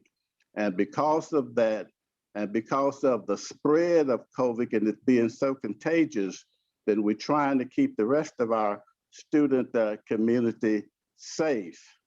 And so we'll be, when we have our webinar for the parents and the students in a few days, we're gonna ask those students and parents that might live within a 150-mile radius to see if they can isolate and quarantine at home in order for us to try to protect our students and protect the staff.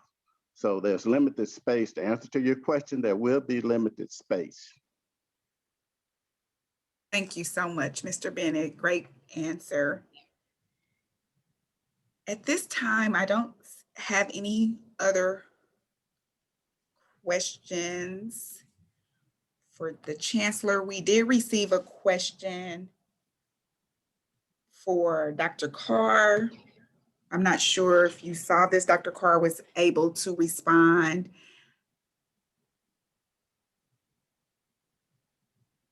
Dr. Carr, how do you view your role as Vice Chancellor for Academic Affairs in support of your direct reports? Are you a mentor and an advocate? And can you share with us the type of educational activities provided to your direct reports to enhance their capability and performance? I think I responded to that question in the text, but my role as Provost and Vice Chancellor of Academic Affairs is to make sure that the academic vision for the university is carried out. I have a very talented team around me to ensure that that happens. Each year we have a leadership institute where we bring some of the brightest minds from around the country to talk to our deans and chairs, because we want to have the best deans and chairs in place possible to make sure that we're moving forward with our academic vision. One of the things, if you noticed during my presentation, when I come to you, we always have things that we have worked on and that we have improved academically. A lot of times I have a role in it, but we have talented people who actually do the legwork, and that's both faculty and administrators. Last Wednesday, the 28th of July, we had our Faculty Leadership Institute. We had Dr. Yolanda Page, who's a former dean, come in and talk to our faculty, not the faculty, but the chairs and the deans, gave an excellent presentation. We all wore our faculty leadership polos, and we think we're in good shape. Now, one of the things that I'll say, and then I'll close that answer, is that I served as dean for about a decade at 2 institutions. And one of the things that I was responsible for was making sure that I kept myself current and that I applied to some leadership institutes to make sure that I could bring ideas from other institutions back to the institution I served. I offer that same opportunity for my deans. Since I've been here, I can't think of one time that any of my deans have applied for any leadership institute or any conference that I have denied. Because at the end of the day, I want competent people around us, because it's a lot of heavy lifting that we have to do to make sure that our students have the very best people in front of them. Thank you. Okay, thank you so much. And I apologize if you answered that question. I'm receiving quite a few questions from different areas. And so just making sure that I'm covering all of them. Okay, no problem. At this time, I think we had just one more question, and I'm not sure if Dr. Graham is still on. They want to know, will the alumni band be revised? And if not, I will send that to him directly if he's not on. And then Ms. Muhammad, you're back up.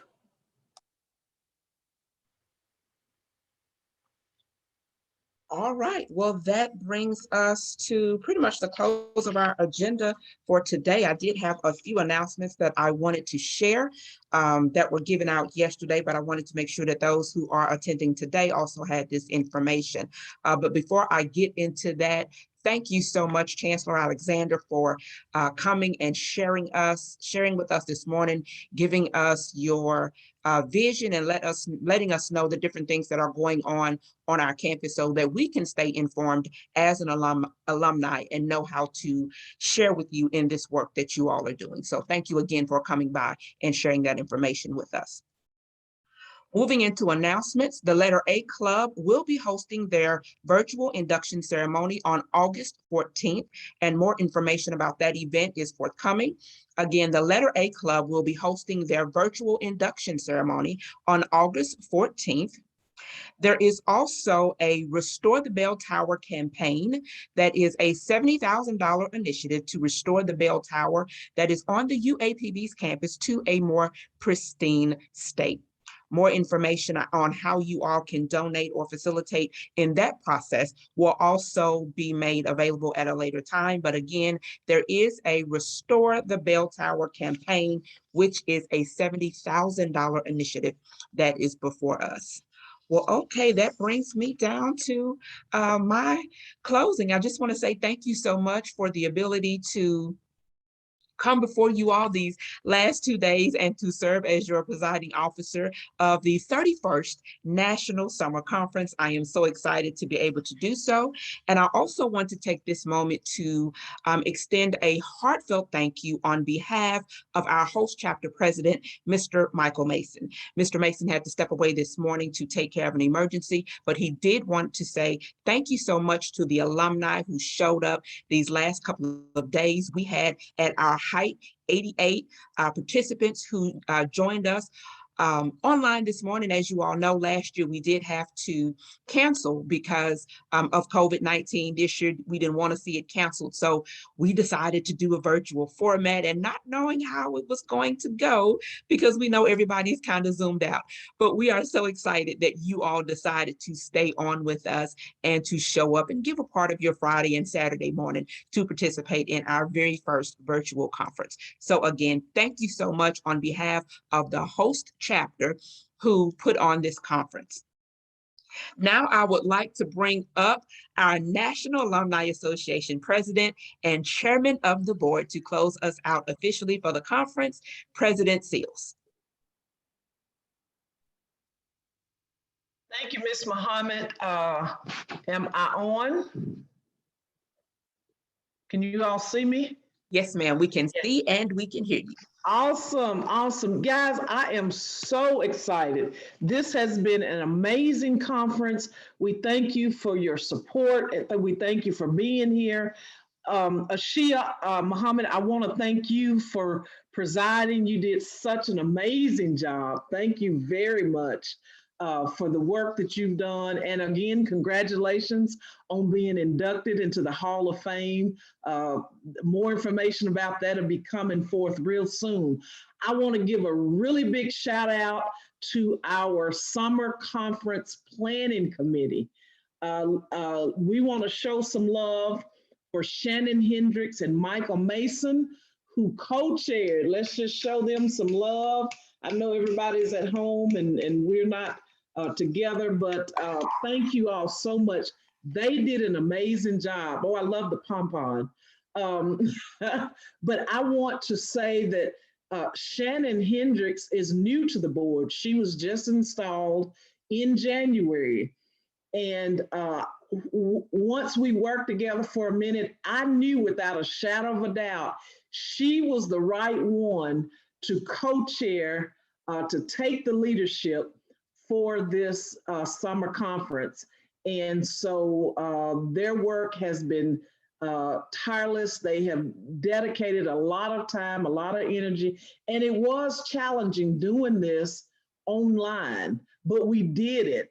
And I know all alumni didn't want to do this online, I understand, but we appreciate those of you who registered. We actually had 137 people register. And so we're excited about those numbers. And so I don't guess everybody came at one time, but we're really excited about those numbers. But also thanks to the Pulaski County Alumni Chapter for co-hosting this and hosting it, and for our co-chairs. And I want to thank the board. You know, I have a great board, but coming in, I said to the board, we're going to be an active board. Every single board member has to serve on a committee, okay? Because that's where the work happens, is in the committee. So I want to give a shout out to my board and to the staff for doing a great job, for always answering the call.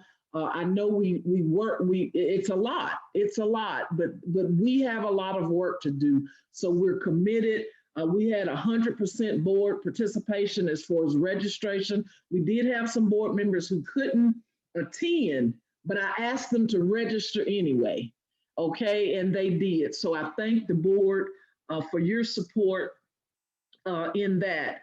I want to thank the Chancellor. Thank you, Chancellor Alexander, for being a part of this, you and your cabinet, faculty and staff. We appreciate all of you, and the students especially. Y'all, let's show some love for this student panel.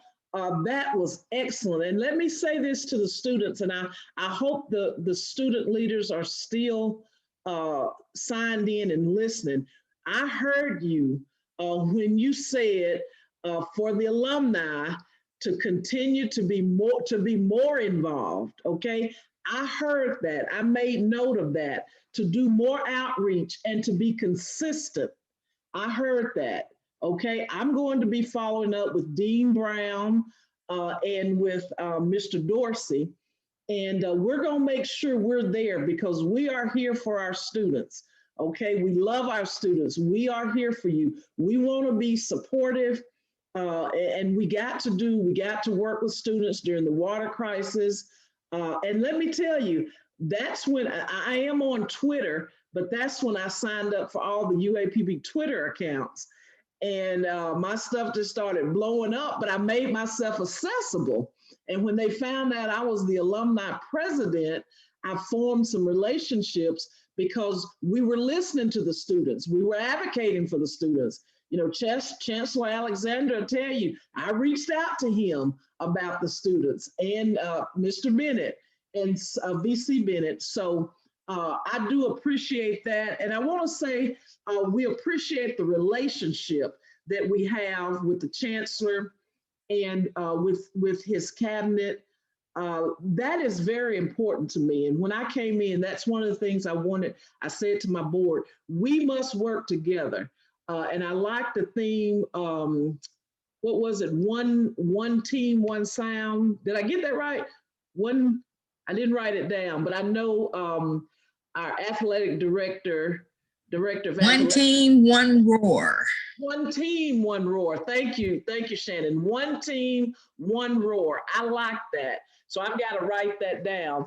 But I love the idea we work together because we are on the same team and we're headed in the same direction. Alumni want to be supported, support at every level that we can. And that's every level. I know my board get on me because I'm always asking for money for something. But as soon as I got the call about the track and soccer complex, I made my pledge and I gave my donation. Then I talked to the board about doing the same, okay? And I'm gonna tell you this is a little funny, but what I tell them is anytime you're in positions like this, we just need to have a line item in our personal budgets that say UAPB given. That's the way we do that. We just need a line item every year when you do your budget, put UAPB given and know that we are going to be given to Dear Mother whenever Dear Mother calls. I also want to thank VC Cotton for helping facilitate the technology. I reached out to him to say, we need some help, okay? And so he responded, and we thank Ms. Willette Totten and Ms. Tremaine Howell, who were the 2 point people that VC Cotton assigned to us. They were great. They've helped us. And TJ, a shout out to TJ, who's been the DJ, who's been handling, he's our key technology person, he and Shannon. But yeah, just, I'm just appreciative because this virtual conference has been successful. It has been successful, starting with Thursday night. And so I'm just grateful and I'm just thankful that we have been able to have this time together and share this space. Like I said, we couldn't do it last year because of COVID and it was new, you know, and so, but this year with everything virtual, we didn't have any excuses. So I really appreciate all of you that registered and participated. And then just to all the alumni, we appreciate you. We love you. And we thank you for your continued support. We thank you for serving on committees. We have national committees. Alumni, you all can call me, email me, reach out. And if you want to serve on one of our national committees, there's room. There is room to serve. If you're not affiliated with your local chapter or you don't have a local chapter in your area, but you want to be involved. And one of the things I ran on was not just increasing membership, was increasing engagement among alumni. And so we want you to be engaged. And so definitely reach out and continue to support the alumni, and let's continue to support the university.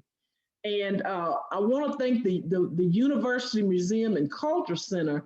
On Thursday, you all missed an awesome slide presentation. We had two different presentations, but the pictures came from the University Museum and Culture Center. Those were amazing. So we want to thank them for their support and cooperating with us. That was, I mean, it was some amazing history. So we really, really do appreciate that. And then finally, I just want to thank you for allowing me to serve as your president. It is an honor. I take this very seriously. I want to do the best that I can. I love Dear Mother. I'm motivated, I'm inspired. And I want to say this, there's three people who've been very instrumental in me being where I am today.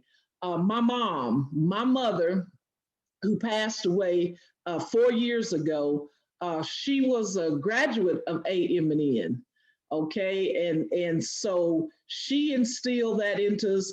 And then for us to be actively involved, because she let me know early, it's not enough just to be an alumni, but you've got to be involved. And so growing up, now I'm from Hamburg, and we would come to Pine Bluff all the time.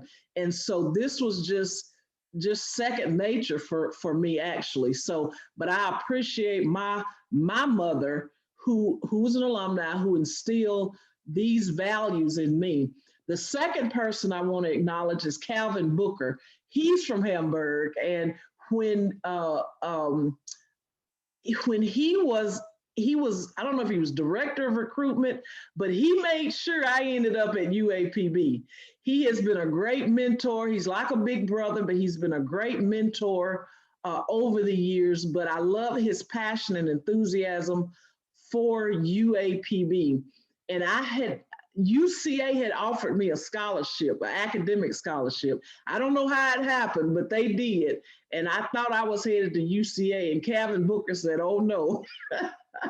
So I love and appreciate Calvin and his family. And then the third person is my uncle. I've got an Uncle Jackie Kason. Y'all, a lot of you all know him. He's president of the Chicago chapter. But growing up, he would always come home and he'd always be wearing his paraphernalia.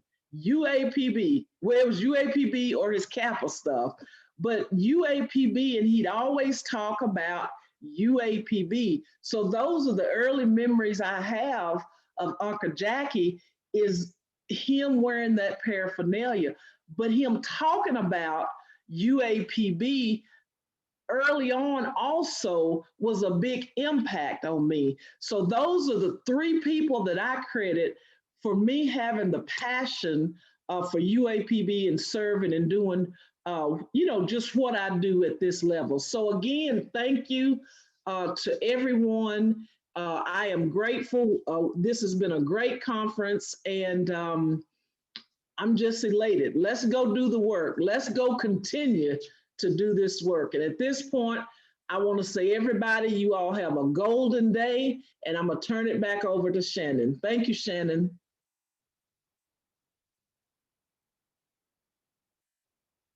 You're on mute.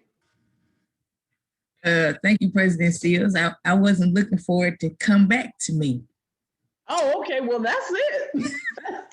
You know, I guess TJ can take us out with the music. Come on, Yes. TJ. Yes. Thank you. Thank you all so much. DJ TJ.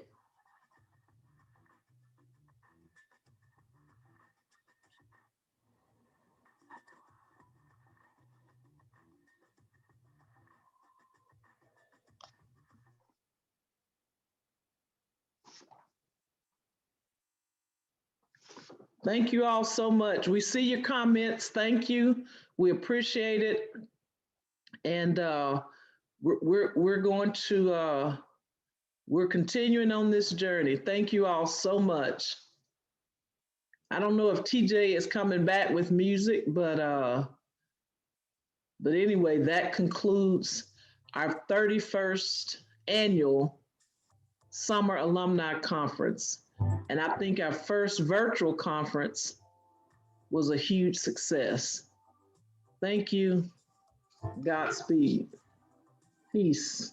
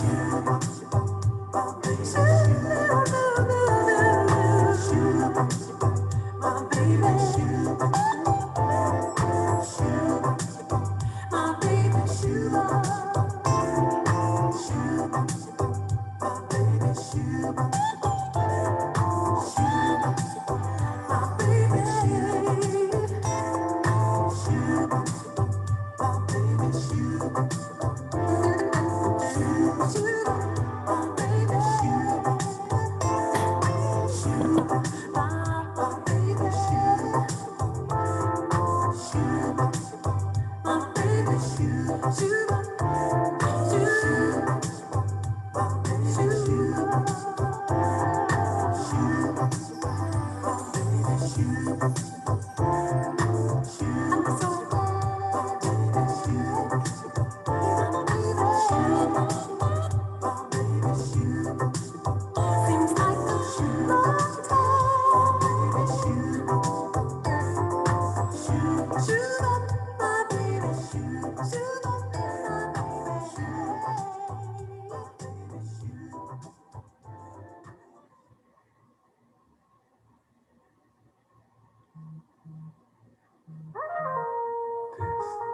is a special love remix.